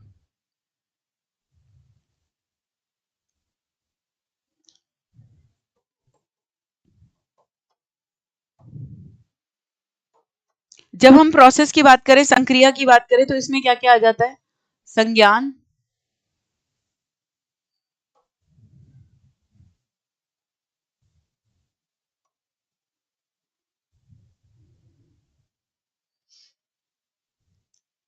संज्ञान। ठीक है। संज्ञान के बाद क्या आ जाता है? तो लिख लीजिएगा। संज्ञान के साथ साथ आप कह सकते हो अभिसारी चिंतन, अपसारी चिंतन, कन्वर्जेंट थिंकिंग, डाइवर्जेंट थिंकिंग।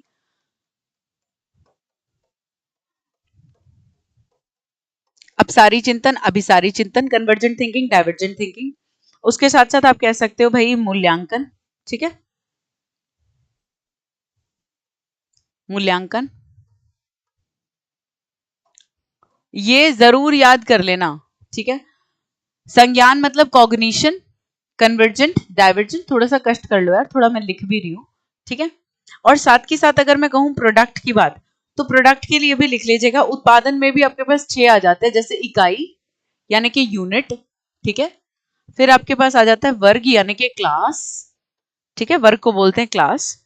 फिर आपके पास आ जाता है रिलेशन यानी कि संबंध। संबंध के बाद आप क्या करते हैं? जैसे सिस्टम, प्रणाली, ऑर्गेनाइजेशन, है ना। साथ ही साथ क्या करते हैं आप? रूपांतरण यानी कि ट्रांसफॉर्मेशन। और एक आप बोलते हैं अनुप्रयोग, है ना, यानी कि निहितार्थ बोल देते हैं इसे। रूपांतरण, ट्रांसफॉर्मेशन, और एक होता है निहितार्थ यानी कि इम्प्लीकेशन। अब देखो, ये मैंने आपको इसलिए बताया है, हालांकि जरूरत नहीं थी बताने की। ठीक, ये चीजें आप जरूर जरूर देख लेना, आपकी बुक्स में दी हुई हैं। थोड़ा सा कष्ट कर लेना, ये पेपर में जरूर आता है। कैसे पता चला? तो आप बोले कि यार यहाँ पे साफ साफ दिखाया हुआ है ये चीज। Just a second. कि आपसे पूछा कि बुद्धि के तत्व और आयाम, अब आपको मैच करना है, कौन सा एक मैच नहीं करता। तो देखो, अगर हम कहें यूनिट प्रोडक्ट में है, कॉग्निशन ऑपरेशन में था, इवैल्यूएशन मूल्यांकन ऑपरेशन में था, लेकिन संबंध विषय वस्तु के अंदर नहीं था। और इसने क्या पूछा है? कौन सा नहीं है। इसीलिए इसका आंसर क्या होगा? ये एक डिफिकल्ट क्वेश्चन है।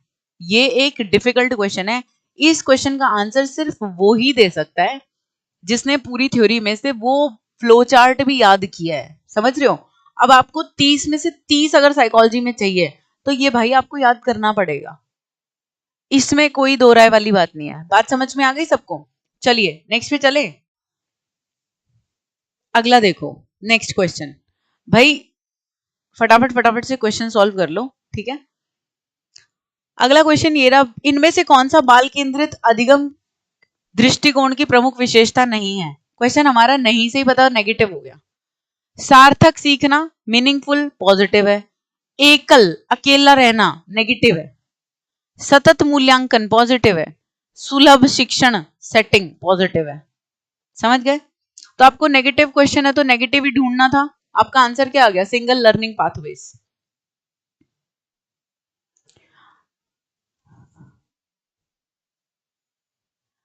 ये क्लियर हो गया ना? तो ये बहुत इंपॉर्टेंट क्वेश्चन था। इट्स वेरी नाइस रीना, अगर बताने के बाद समझ में आया तो आई डू बिलीव कि आप सब बच्चे इसको बहुत अच्छे से कर लोगे, क्योंकि ये क्वेश्चन काफी इंपॉर्टेंट क्वेश्चन है, जनरली बच्चे नहीं पढ़ते। अब मान लो मैं अगर उसका क्वेश्चन बनाती तो ऐसे ही सिंपल क्वेश्चन बनाती, लैंग्वेज चेंज करके एक बार बता देती हूँ जिससे आपका दिमाग चल जाए उस चीज में। भाई इनमें से निम्न में से कौन सा, निम्न में से क्या गिलफर्ड के त्रिआयामी सिद्धांत के अंतर्गत उत्पाद आयाम के अंतर्गत नहीं आता है, संक्रिय आयाम के अंतर्गत नहीं आता है, या विषय वस्तु आयाम के अंतर्गत नहीं आता है?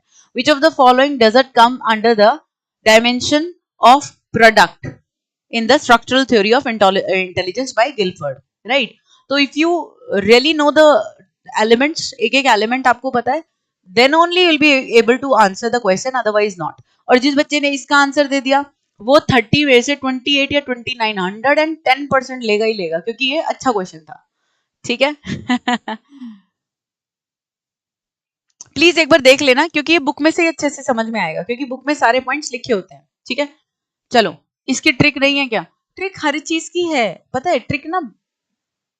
एक्चुअली जैसे ऑफलाइन में मैं कैसे याद कराती थी इसे, जैसे पूरा कहानी बना के इसको पूरा याद करा देती थी, तो it takes 1 hour for this, है ना, 1 घंटा लग जाता है पूरा ये चीजों को बिल्कुल मग अप कराने में। तो इसीलिए थोड़ा सा देखो प्रोसेस में डिफरेंस होता है। ठीक है, देखिए सभी की जानकारी के लिए बता दूं, जितने बच्चे केंद्रीय विद्यालय DSSB रेलवे टीचर या चंडीगढ़ भर्ती के लिए तैयारी कर रहे हैं, ROH के लिए तैयारी कर रहे हैं, और आप सभी की ऑन डिमांड, ठीक है, मैंने फाउंडेशन बैच एक बनाया है, ठीक है, जिसको हम परसों लॉन्च करेंगे। बहुत ही मतलब एक नॉमिनल सी फीस रहेगी, और उसमें जो कंटेंट आपको मिलेगा ना, वो मैं आपको कहती हूँ कि आपने किसी के 5-6 हजार के बैच भी अगर कभी लिया हो ना, तो 100% श्योरिटी है कि आपको वैसा कंटेंट कभी नहीं मिला होगा। ठीक है, I am going to take that foundation batch. वो फाउंडेशन बैच आपके एचटेट तो नहीं हो सकता, सही सही बात है, सीधी सीधी बात है। ठीक है, लेकिन हाँ इसके बाद जितने भी आपके एग्जाम होंगे तो वो बैच भी 3-4 महीने वाला चलेगा, जो एक अच्छा फाउंडेशन, जो आप एक अच्छे टीचर हैं, आपको पढ़ाने के लिए हमेशा किसी ना किसी एग्जाम की, किसी ना किसी कंटेंट की जरूरत पड़ेगी। ठीक है, तो आप आराम से उस बैच में से पढ़ के और कहीं पे भी ग्रामर पढ़ा के आओ, हिंदी पढ़ा के आओ, तो स्पेशली उसमें सारे कंटेंट जो है वो मैं डालने वाली हूँ। ठीक है,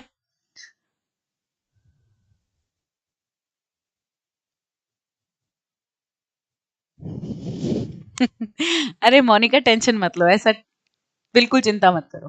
ठीक है, आ जाइए। ROH मतलब रेस्ट ऑफ हरियाणा में जो भर्ती निकलने वाली है। चलो अगला क्वेश्चन ये रहा आपके स्क्रीन पर, वेरी इंपॉर्टेंट है ना। चलो इसका आंसर दो मुझे। बंडूरा के अनुसार प्रेक्षणात्मक सीखने की कौन सी अंतर संबंध प्रक्रियाएं नहीं है? According to Bandura which is not an inter related process of observational learning? Hurry up everyone, जल्दी से बताइए।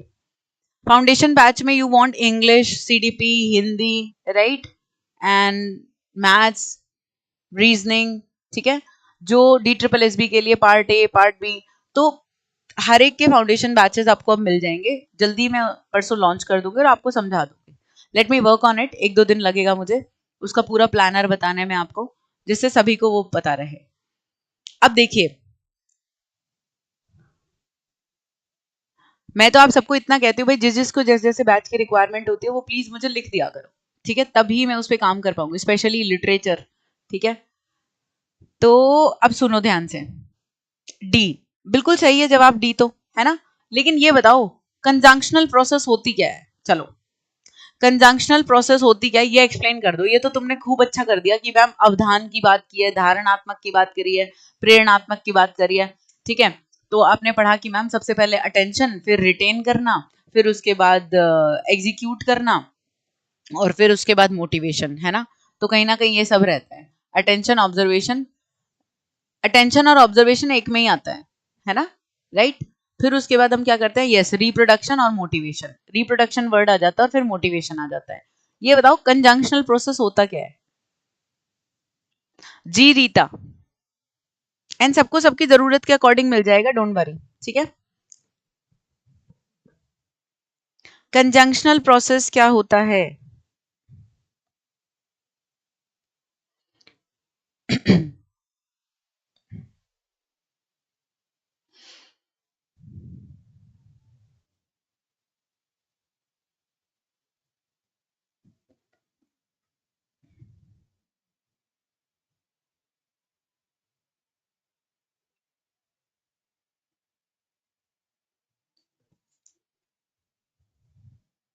Very good. देखिए कंजंक्शन का मतलब क्या होता है, कनेक्ट करना। जब आप कंपाउंड करते हो किसी चीज को, कनेक्ट करते हो, संगठन करते हो, इंटीग्रेट करते हो, ठीक है। अगर मैं ये कहती कि कोई बच्चा किसी चीज को इंटीग्रेट करके यानी कि सहसंबंध स्थापित करके सीखता है, तो वो कैसी प्रोसेस होगी, आपकी कंजंक्शनल प्रोसेस होगी। ठीक, क्लियर है ये बात सभी को? कंजंक्शन तो जरूर ध्यान रखिएगा। सबसम्शन हम याद करेंगे, डेरिवेशनल सबसम्शन, नरेटिव, है ना, वो याद करेंगे हम मूसूबल में। चलो आइए नेक्स्ट पे चलते हैं। ऑप्शन नंबर डी तो आपने समझ ही लिया। Next question, Bandura. अब देखो, जिसने पहला क्वेश्चन ये देखा, हमेशा इस चीज को एनालाइज करना। जब आपने देखा ना, ठीक है सीमा जी, जब आपने देखा ना बंडूरा का क्वेश्चन है और इस क्वेश्चन में 1% का भी डाउट हो जाए, तो पहले आगे चल के देख लेना दूसरा क्वेश्चन उससे रिलेटेड है क्या, तो हेल्प मिल जाएगी और 100% श्योरिटी हो जाएगी कि जो मैंने उस पर लगाया वो ठीक है या नहीं। क्योंकि कई बार चीजें रिलेट होती हैं, इस चीज को आप सब लोग जरूर ध्यान रखिएगा, ठीक है। देखो ये कहता है, बंडूरा के सामाजिक अधिगम के सिद्धांत के अनुसार जब कोई व्यक्ति दूसरे के व्यवहार को देखकर दोहराकर वही व्यवहार करता है उसे क्या कहते हैं। अडेप्टेशन वर्ड किसने यूज किया था, प्याजे, है ना, ठीक है। और इसे हम क्या बोलते हैं, मॉडलिंग, जो इसने पूछा है हमसे। और एफिकेसी क्या होती है, जल्दी से बता दो। एफिकेसी तो सेल्फ एफिकेसी बताया था मैंने, खुद के ऊपर कॉन्फिडेंस, भाई मैं कर लूंगा, आगे होगा नहीं होगा ये पता नहीं, बट हाँ खुद का एक कॉन्फिडेंस, उसे क्या कहते हैं, सेल्फ एफिकेसी। अब एचटेट को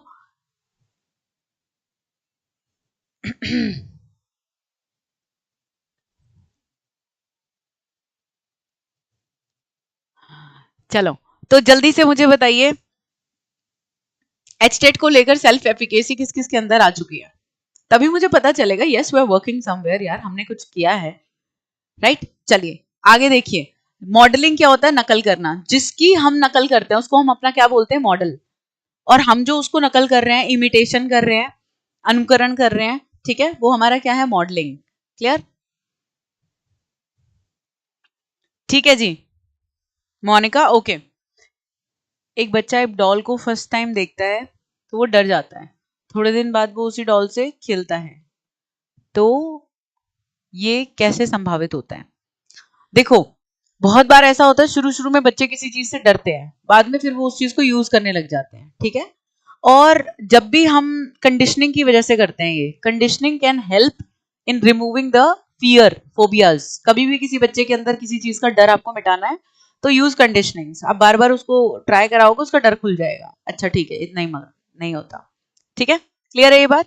चलिए नेक्स्ट देखिए, गुरु 365 ऐप पे जिन जिन बच्चों को एमसीक्यू बैच लेना है दे कैन एनरोल, है ना। और भाई जितनों ने एनरोल किया हुआ है वो एक बार जल्दी से अपना वैल्यूएबल फीडबैक दीजिए, एमसीक्यू बैच में आपको कंटेंट कैसा लगा, मैथ्स, रीजनिंग, सीडीपी, और अब तो हिंदी की भी क्लास हो गई, इंग्लिश, तो जरूर बताइएगा you really find any difference और नॉट। जल्दी से सबको एक बार बताइएगा, क्योंकि मेरे कहने के बजाय आपके कहने से ज्यादा पता चलेगा, ठीक है। And honestly you can tell, no problem. सुनो, स्टर्नबर्ग के त्रितंत्र सिद्धांत के अनुसार घटकीय बुद्धि में कौन सा अपघटक सम्मिलित नहीं है। जल्दी से इसका जवाब दो, क्या दोगे। स्टर्नबर्ग का त्रितंत्रीय सिद्धांत है, ठीक है, त्रितंत्रीय सिद्धांत है। ट्रियार की थ्योरी किसने दी, स्टर्नबर्ग ने दी, ठीक है। अब आपसे पूछा कि भाई कौन सा एक उपघटक सम्मिलित नहीं है, तो पहली चीज कंपोनेंशियल इंटेलिजेंस जो होती है, घटकीय बुद्धि जो होती है, जिसे आप एनालिटिकल बुद्धि भी कहते हो, यानी कि विश्लेषणात्मक बुद्धि भी कहते हो।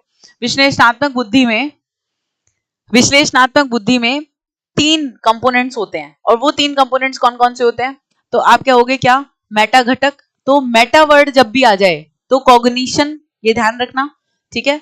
मैं से मेटा, मैं से माइंड, मैं से मैनेजमेंट, जो अपर लेवल के काम करता है वो सारे मेटा काम करता है। माइंड और मैनेजमेंट, जैसे प्लानिंग का, डिसीजन मेकिंग का, वो सब किसका काम है, मैनेजमेंट का काम है, तो वो सब हमारे मेटा घटक करते हैं। हम नॉलेज को एक्वायर करते हैं, ठीक है, और जो भी एक्वायर करते हैं उसको क्या करते हैं, परफॉर्म कर देते हैं। लेकिन एक्सपेरिमेंटल घटक या प्रयोगात्मक घटक की कहीं पे भी इसमें बात नहीं की गई है। Thank you ji, thank you for your valuable feedback, है ना। चलिए ये मुझे बहुत अच्छा लगा कि आप सभी खुश हैं उस चीज से, हालांकि अभी तो हमने शुरू किया है, and within a week आप सबको बहुत कॉन्फिडेंस आने लग जाएगा, ये पक्का श्योर मैं आपको कह रही हूँ। मतलब 25 जनवरी तक तो everyone would be ready for that. ठीक है, आगे देखिए, एक अधिगम निर्योग्यता जो अंकगणित कौशल को अधिग्रहण करने में प्रभावित करती है। अंकगणित लिखा है, सीधा कैलकुलेशंस पे आ जाओ, आंसर टिक। ठीक है, अगला देखिए, वेरी इंपॉर्टेंट, जल्दी से आंसर दीजिएगा। अब देखो सिगमंड फ्राइड का क्वेश्चन है ये, है ना, सिगमंड फ्राइड की साइकोसेक्सुअल थ्योरी। ये कहता है कि फ्राइड के मनोलैंगिक विकास के सिद्धांत के अनुसार पांचों अवस्था को सही क्रम में लगाना है। अब सबसे पहले ये देखो, ओरल स्टेज, ओरल स्टेज, इसका मतलब इन ऑप्शंस को पढ़ने की जरूरत नहीं है। ओरल स्टेज के बाद फैलिक स्टेज आती है, नहीं आती। ओरल स्टेज के बाद क्या आती है, एनल स्टेज आती है। तो oral stage, anal stage, phallic stage, latency stage and genital stage. तो answer 3 will be the correct one. ठीक है, आज ही एनरोल किया है, सच में बहुत बढ़िया बैच है। Thank you Sonia ji, thank you very much, है ना। आगे आगे देखो अभी होता है क्या, बहुत मजा आएगा, टेंशन ना लो। जब आपकी सेल्फ एफिकेसी और भी बढ़ जाएगी ना, तो बहुत हद तक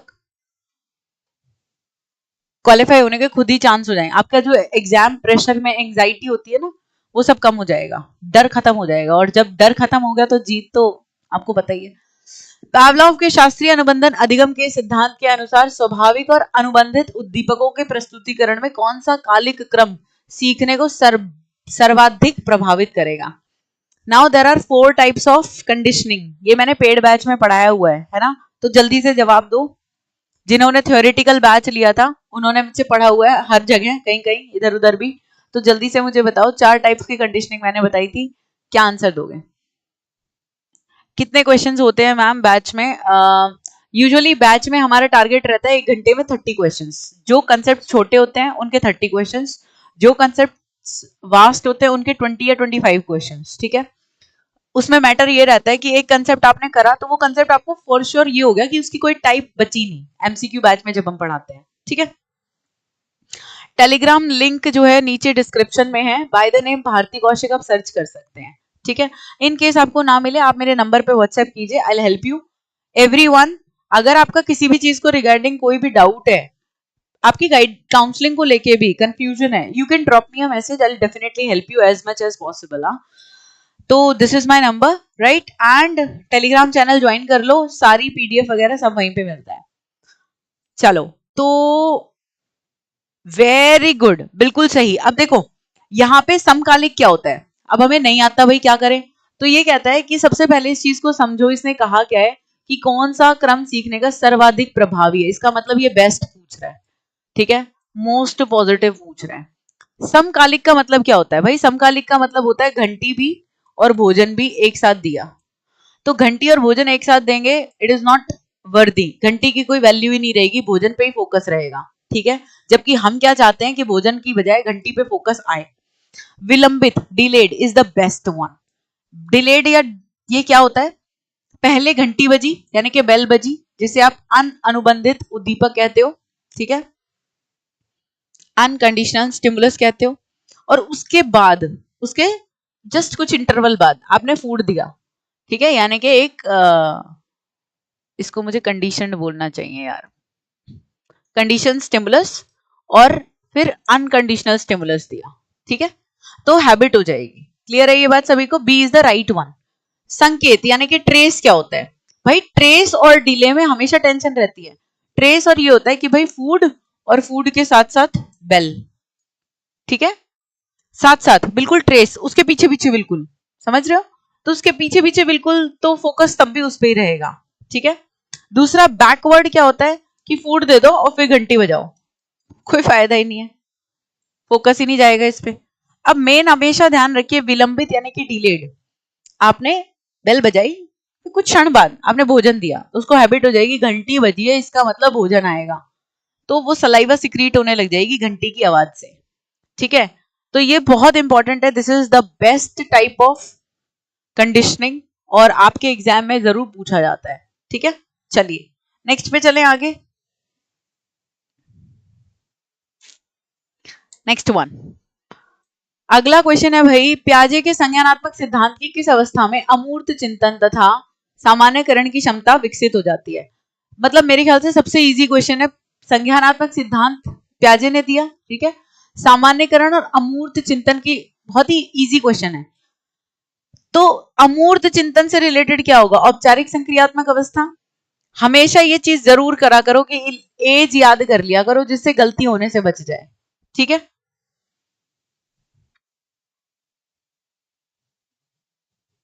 ठीक है, क्लियर है ये बात सबको? यस और नो?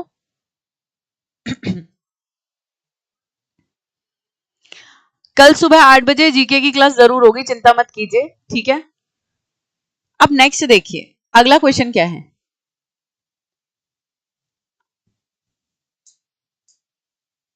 जिस क्वेश्चन से एग्जामिनर ने क्वेश्चन पेपर स्टार्ट किया था, उसी क्वेश्चन से, मतलब उसी टॉपिक में से, उसी चैप्टर में से कम 4 क्वेश्चन आ चुके हैं 30 में से। विशिष्ट प्रकार के बच्चे, इस टॉपिक को तो गढ़ लीजिए, सच बात बता रही हूं मैं आपको, क्योंकि कंफ्यूजन ही यही होती है। कभी ब्लाइंड में से पूछ लिया, कभी क्या कहते हैं, ब्रेल का कोई क्वेश्चन डाल दिया, कभी आपका डेलिक्वेंट चिल्ड्रन का डाल दिया, तो कभी समस्यात्मक बच्चे का डाल दिया, तो बहुत बार ये हमेशा एक प्रॉब्लम रहती है। सो विशिष्ट प्रकार के बच्चे अगर आप जानते होंगे तो प्रेजेंट सिनेरियो के अच्छे टीचर बन पाएंगे, क्योंकि इससे पता चलता है कि आपको different variety of learning styles पता है, और साथ ही साथ आप ये भी जानते हैं कि इनकी एजुकेशन करनी कैसे है, समझ गए, करवानी कैसे है। तो अगर आपको ये सब आता होगा तो you will be the most wanted teacher. तो ये बहुत जरूरी चीज है, अपने अंदर वो स्किल्स लेके आओ जिसकी लोगों को जरूरत है, ठीक है, तब आपको अपने आप ही कामयाबी मिल जाएगी। तो इस चीज को जरूर ध्यान रखा करो। प्रतिभाशाली विद्यार्थियों के लिए इनमें से कौन सा शैक्षिक व्यवस्था नहीं की जानी चाहिए? जो भी प्रतिभाशाली बच्चे होते हैं, क्लास के टॉपर, क्लास के इंटेलिजेंट बच्चे, ध्यान कर लिया करो, जिनकी हर क्षेत्र में प्रतिभा जो है वो बहुत अच्छी रहती है, ठीक है। अब सुनो, opportunities for independent project work, acceleration, remedial teaching या एनरिचमेंट प्रोग्राम। वेरी इजी भाई, जितना ज्यादा हम इन्हें इंडिपेंडेंट काम करने के लिए अपॉर्चुनिटीज देंगे, इनकी स्किल्स और इम्प्रूव होंगी, ये और रिस्पॉन्सिबल बनेंगे और इनका कॉन्फिडेंस और बढ़ेगा, ठीक है। एक्सेलरेशन क्या होता है? एक्सेलरेशन होता है एक क्लास से दूसरी क्लास जंप करा देना, तो ये भी ठीक है, ये भी ठीक है। एनरिचमेंट प्रोग्राम, संवर्धित, जनरल चीजों से कुछ थोड़ा एक्स्ट्रा और समृद्ध पाठ्यक्रम देना, ये भी ठीक है। बट रेमेडियल टीचिंग इन बच्चों के लिए नहीं होती, तो इन्होंने कहा है शुड नॉट बी। अगर क्वेश्चन नेगेटिव था तो आंसर भी क्या आ जाएगा आपका? नेगेटिव। रेमेडियल टीचिंग किसके लिए की जाती है, बस इतना बता दो मुझे, पता चल जाएगा। जल्दी बताओ, कम ऑन, हरी अप यार।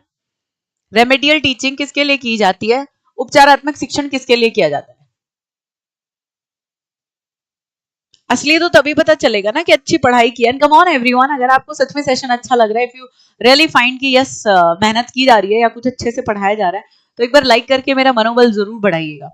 मैं गुरु 365 शिक्षा का एक नया आयाम आप सबके लिए लेकर आई हूँ, क्वालिटी कंटेंट। पूरी कोशिश है, देखिए सब पढ़ाते हैं, सभी मेहनत करते हैं और सबका अपना एक तरीका होता है। मेरी पूरी कोशिश है आपको वो तरीका देने की जिसे आप ढूंढ रहे थे या जो आपका तरीका है, ठीक है। तो शायद अगर आप अपना तरीका ढूंढ रहे थे तो आपको शायद मिल गया होगा। तो प्लीज एक बार लाइक करके मेरा मनोबल जरूर बढ़ाइएगा। जितना हो सके सेशन को शेयर किया करो, हर बच्चे तक क्लास को पहुंचाया करो।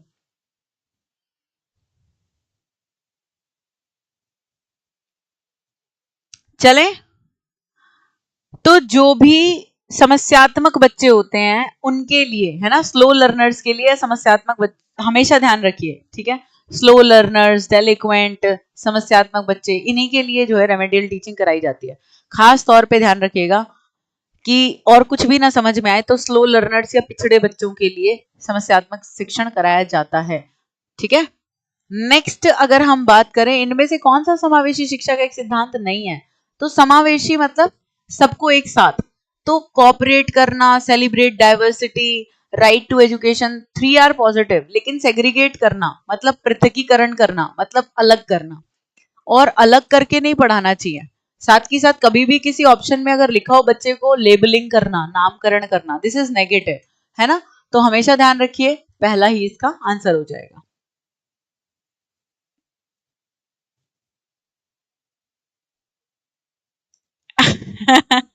भाई उन्हें बोला है जिन्होंने नहीं किया, जिन्होंने किया है वो तो पता है कि हमें नहीं कह रही मैडम, समझ जाया करो, ठीक है। नेक्स्ट, इनमें से कौन सा तरीका व्यक्तिगत भिन्नताओं के अनुसार शिक्षण का समर्थन नहीं करता है? वेरी इंपॉर्टेंट पॉइंट जिसे ध्यान में रखना चाहिए हमें, क्या क्या हो गया भाई, तो जिसे हमें ध्यान में रखना चाहिए, ज्यादातर क्वेश्चंस कैसे दे रहा है, नहीं वाले, असत्य वाले, सत्य नहीं है ना, तो इस चीज को जरूर ध्यान रखना।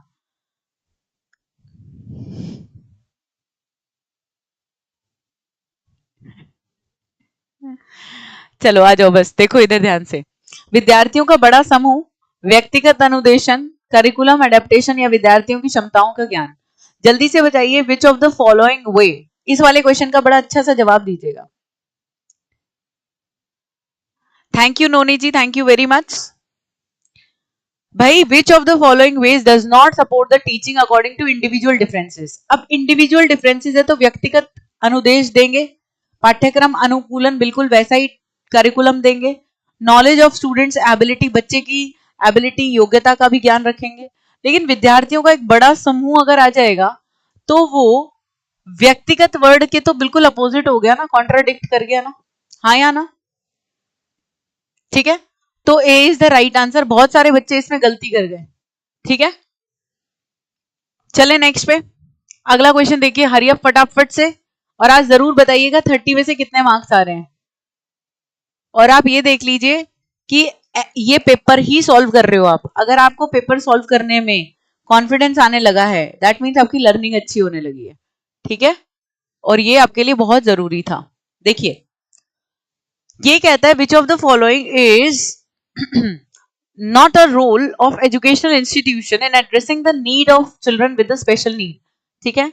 विशिष्ट आवश्यकता वाले बच्चे, CWSN फुल फॉर्म पूछे तो जरूर याद रखना, ठीक है।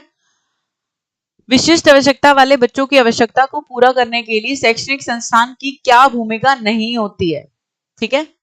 बिना भेदभाव के स्कूल में प्रवेश देना, सुलभ बुनियादी सुविधाएं प्रदान करना, उनकी विशिष्ट आवश्यकता को पहचानना और मुख्य धारा से बाहर रखना, प्रोवाइड नेसेसरी सपोर्ट। तो ये एक नेगेटिव वर्ड आ गया, तो आपका आंसर क्या हो जाएगा, सी। क्लियर है ये बात। बहुत बार बच्चे जब नहीं नहीं पढ़ते हैं, है ना, तो उनको कोई भी चारों में से पॉजिटिव लगता है, उस टाइम पे एग्जाम प्रेशर होता है। Now this time you are very calm, है ना, बहुत शांत बैठे हो आप, बिल्कुल मजे मजे में पढ़ाई कर रहे हो, इसलिए दिस साउंड्स इजी, राइट। लेकिन जब भी आप एग्जाम देने जाओगे ना, एग्जाम प्रेशर में गलती होती है हड़बड़ाहट से, तो जितना जिसने प्रैक्टिस की होती है, अभ्यास किया होता है, उसकी गलतियां उतनी कम होती है। बस इसलिए बोला जाता है कि अब 30 दिन बचे हैं, अगर 30 दिन अब आप सच में OMR शीट पे प्रैक्टिस करते हो तो आपका 100% पेपर क्वालिफाई होगा। लेकिन अभी भी आप सोच रहे हो कि नहीं यार कौन OMR शीट भरे, इतना टाइम लग जाता है, तो हमेशा ध्यान रखिए कि फलों वाला पेड़ आपको लगाने में, फल प्राप्त करने में समय, पेशेंस, उन सब का ध्यान रखना पड़ेगा। तो फलों वाला पेड़ तभी लगता है जब बहुत सहन शक्ति होती है, बहुत सब्र किया जाता है, ठीक है। तो इन चीजों को ध्यान रखना, अगर आप सच में किसी चीज को टाइम इन्वेस्ट कर रहे हो तभी तो वहां से आउटपुट आएगा।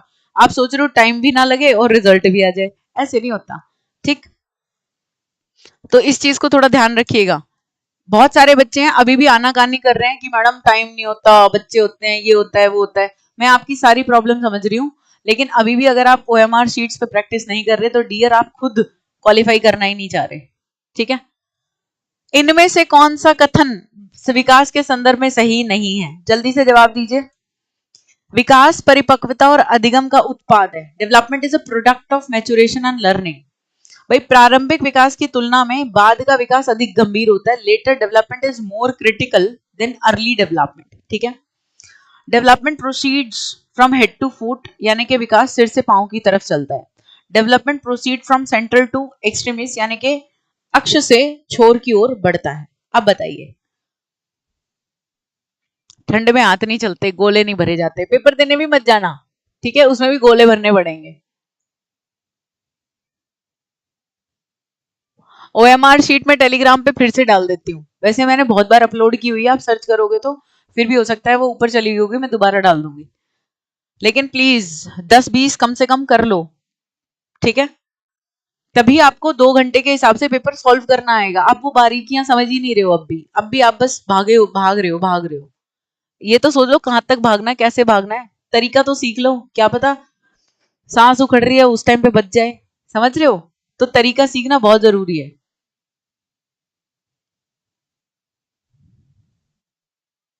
देखो वेरी इंपॉर्टेंट भाई, यहाँ पे बच्चे जो है अलग अलग आंसर दे रहे हैं, ये बिल्कुल पॉजिटिव है, ये बिल्कुल पॉजिटिव है, तो क्वेश्चन नेगेटिव है।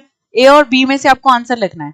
भाई development is the product of maturation and learning, या later development is more critical than early development, this one is the right answer. जो अर्ली डेवलपमेंट होता है ना, वो जो प्रारंभिक स्तर होता है ना, जो प्रारंभिक अवस्था होती है, वो ज्यादा संवेदनशील होती है, ज्यादा खतरों का काल होता है, समझ रहे हो? तो इसलिए B is the right one. Clear? अब आप कहोगे ma'am development is the product of maturation and learning, ये समझ नहीं आया, हमने तो हमेशा पढ़ा था कि development is the product of heredity and environment. तो यार पहले लॉजिक लगाओ कि ग्रोथ के, सॉरी यहां से बात कर लो कि भाई ग्रोथ और मैच्योरिटी यानी कि वृद्धि और परिपक्वता दोनों भाई है, ठीक है, जुड़वा भाई है। जहां पे एक भाई थक जाएगा वहां दूसरा भाई चलना शुरू करेगा, लेकिन ये चलेंगे बिल्कुल किसके पैरेलल? डेवलपमेंट के पैरेलल चलेंगे, ठीक है। और जैसे जैसे आप मेच्योर होते जाओगे, आपके एक्सपीरियंसेस बढ़ते जाएंगे, आपकी लर्निंग बढ़ती जाएगी, दैट साउंड्स कि आपकी क्या हो गया? विकास हो गया, ठीक है।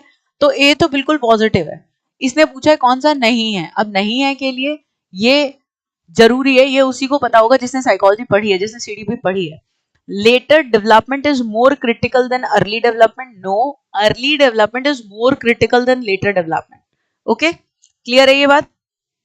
चलो दैट्स वेरी ग्रेट। अगला क्वेश्चन देखो, 29th क्वेश्चन। 29th क्वेश्चन जो है आपका प्योर नॉलेज चेक करता है कि समावेशी शिक्षा का त्रिआयामी सिद्धांत है ना किसके द्वारा दिया गया है। अब ये क्वेश्चन आप सबके लिए एक होमवर्क है, जिससे आप इसमें थोड़ी सी मंत्रणा करो और देखो कि वो कैसे एक नंबर ऐसा लेके आता है। जैसे बहुत बच्चे कहते हैं कि मैं बहुत श्योर हूं, अब तो मेरे 30 में से 30 आ जाएंगे। मैं खुद कभी नहीं कहती 30 में से 30 आएंगे, क्या पता एक कोई ऐसी चीज निकाल है जो शायद मेरे दिमाग में ना आ रही हो या मैंने ना पढ़ी हो। तो ये वो क्वेश्चन है जो ये बता रहा है कि मैं पीजीटी का पेपर पूछ रहा हूँ, हलवा नहीं है, ठीक है। समावेशी शिक्षा का त्रिआयामी सिद्धांत किसके द्वारा प्रतिपादित किया गया? ठीक, क्लियर है ये बात सभी को? यस और नो? कौन कौन इसका आंसर देगा? कोई बात नहीं, तुम्हारा होमवर्क है, डू इट। मैंने तो स्पेशली इसलिए इस क्वेश्चन को बचा के रखा था कि आज सारे के सारे ये जरूर देखना इन लोगों ने क्या क्या काम किया। कभी ढूंढोगे, थोड़ा एफर्ट लगाओगे तो कहीं तो आपको पता चलेगा, ठीक है। Very good. वैसे जितनों ने आंसर दिया 100% सही है, फिर भी एक बार चेक कर लेना, ठीक है। अगला देखो, एक और क्वेश्चन। पीजीटी का पेपर हो और ये डेफिनेशंस ना पूछे, ये ऑथर्स के नाम चेक ना करे, तो इसे कोई एचटेट नहीं कहे। और मैं बार बार बोलती हूँ भाई, ये हरियाणा है प्रधान, ये एचटेट है, ये सुर्खियों में रहने के लिए कुछ भी करने को तैयार है, समझ गए? ये कहीं से क्वेश्चन निकाल के लेके आए, लेकिन ऐसा क्वेश्चन जरूर लाएगा जिसपे तुम्हारा ध्यान नहीं होगा, ठीक है। और फिर तुम कहोगे ओ ये कहां से आ गया। अब वो एक्सप्रेशंस बनाने के लिए यार इसको थोड़ा ही तो दिमाग करना है, मेहनत करना है, ठीक है। तो थोड़ा ध्यान रखिएगा। नाउ चलिए अगला है आपके पास, समाजीकरण का अर्थ है सामाजिक संबंधों में परिपक्वता आना। समाजीकरण की यह परिभाषा किसने दी? बेसिकली ये दोनों ही क्वेश्चन मैं आपको, हाँ बिल्कुल सही आंसर दिया है आप सबने, ठीक है। पर जिनको ये नहीं आता है उनको मैं बताना चाहूंगी इन दोनों क्वेश्चंस को करने का तरीका है। डेफिनेशंस का टॉपिक करेंगे और उसमें इन दोनों क्वेश्चंस को अच्छे से डिस्कस करेंगे कि कैसे पहचाना जाता है, ठीक है। तो ये आपका होमवर्क है, प्लीज डू इट। 2 क्वेश्चन तो होमवर्क के लिए टीचर दे ही सकता है, ठीक है। और मैंने भी जब ये पेपर देखा था ना तो मुझे बहुत अच्छा लगा था, चलो कुछ तो ऐसा है जिसपे हर एक को एक वो रहेगा कि यार यही तो पता करना था, यही तो सीखना था, ठीक है। तो जुड़े रहिए ऐसे ही गुरु 365 के साथ अच्छा अच्छा कंटेंट पढ़ने के लिए, ठीक, और होमवर्क की आदत डालने के लिए, ओएमआर शीट पे फिलिंग करने के लिए। क्योंकि मेरे ख्याल से बाकी तो कोई आपको कंपेल ही नहीं करता होगा, सब यही कहते होंगे ये लो नोट्स पढ़ लो, ये लो नोट्स पढ़ लो। आप नोट्स नोट्स पढ़ते रह जाओगे, ओएमआर शीट और क्वेश्चंस को प्रैक्टिस करने की तैयारी तो कर ही नहीं रहे हो। तो please the trend has been change, है ना, तो समय बदल चुका है, तो अपना बदलाव लेके आओ। गॉन आर द डेज, वो मोनोटनस तरीका छोड़ दो बिल्कुल जो चलता चला आ रहा था। Now it's very very important कि थोड़ा क्रिएटिव और इनोवेटिव तरीके से चलो। एग्जाम क्वालिफाई करना है हर हाल में। You have finally 30 days and your countdown begins. आपका समय शुरू होता है अब, ठीक है। तो पढ़ना स्टार्ट कर दो। बाय। फाइनली मैं आप सबको बता देती हूँ सेशन कैसा लगा, एक बार जरूर बताइएगा प्लीज। ठीक है, आज मैंने पीजीटी लेवल का पेपर सॉल्व कराया था। जो लोग बार बार जानना चाहते हैं कि बताओ पहले आप क्या सॉल्व करा रहे थे, मतलब कहाँ से लेके आए क्वेश्चन, तो ये भाई पीजीटी लेवल था। ठीक है, जनरल लेवल सबका बराबर आता है। सबसे पहले आपको पहाड़ों पे जाना है, नहीं गूगल पे जाना है।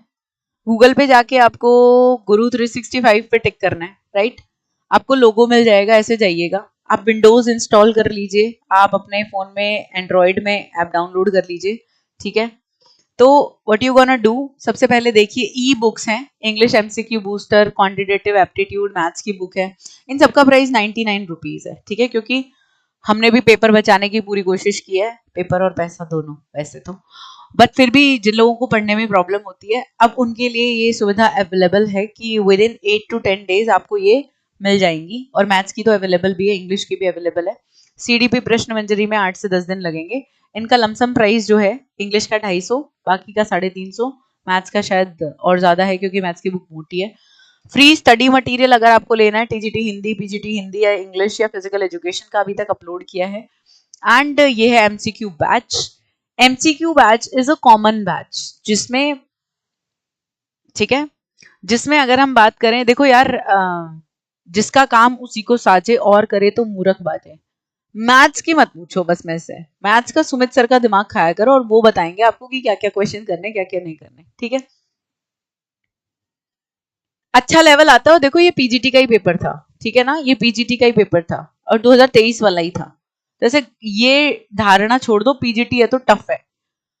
डिफिकल्ट और इजी की डेफिनेशन सिर्फ यही होती है कि जिसको आता है उसके लिए इजी है, जिसको नहीं आता उसके लिए डिफिकल्ट है, सिंपल। ठीक है, तो अगर हम बात करें गुरु 365 पे जो mock test, sorry MCQ batch हमने निकाला है, इसमें आपके हरियाणा जी के हिंदी, ठीक है, भूदेव सर करा रहे हैं। हमने कंटेंट भी आपको दिया है, आप टॉपिक चेक कीजिए अच्छे से।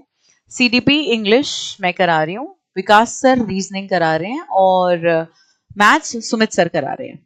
ये 90 नंबर का कंटेंट है जिससे हम फोकस कर रहे हैं। ठीक है, जिससे कि हर बच्चे को ये पता चल जाए किस सेक्शन में कौन से टॉपिक्स ज्यादा आते हैं और उन टॉपिक्स के क्वेश्चंस कैसे बनते हैं और आप आंसर दे पा रहे हैं या नहीं।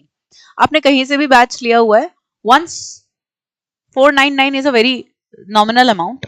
ठीक है, ट्राई जरूर कीजिएगा, देखिएगा कि यार सच में क्वेश्चन से अलग है क्या। मतलब क्वेश्चन तो हम यूट्यूब पे भी करते हैं। अब इधर उधर भटकने का टाइम नहीं है ना, फाइनली थोड़ी स्टेबिलिटी अपने अंदर लेके आइए, भटकना छोड़ दीजिए, टू द पॉइंट पढ़ाई करिए, सिलेक्शन पक्का हो जाएगा। क्वालिफाई करिए तभी तो सिलेक्शन होगा, क्वालिफाई करिए, ये पहली सीढ़ी है।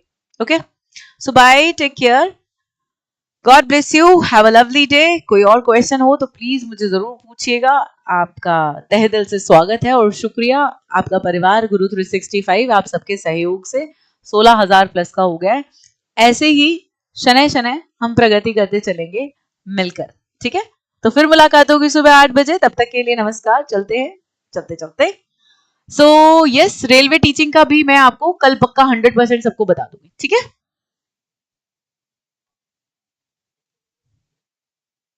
हुण जाए।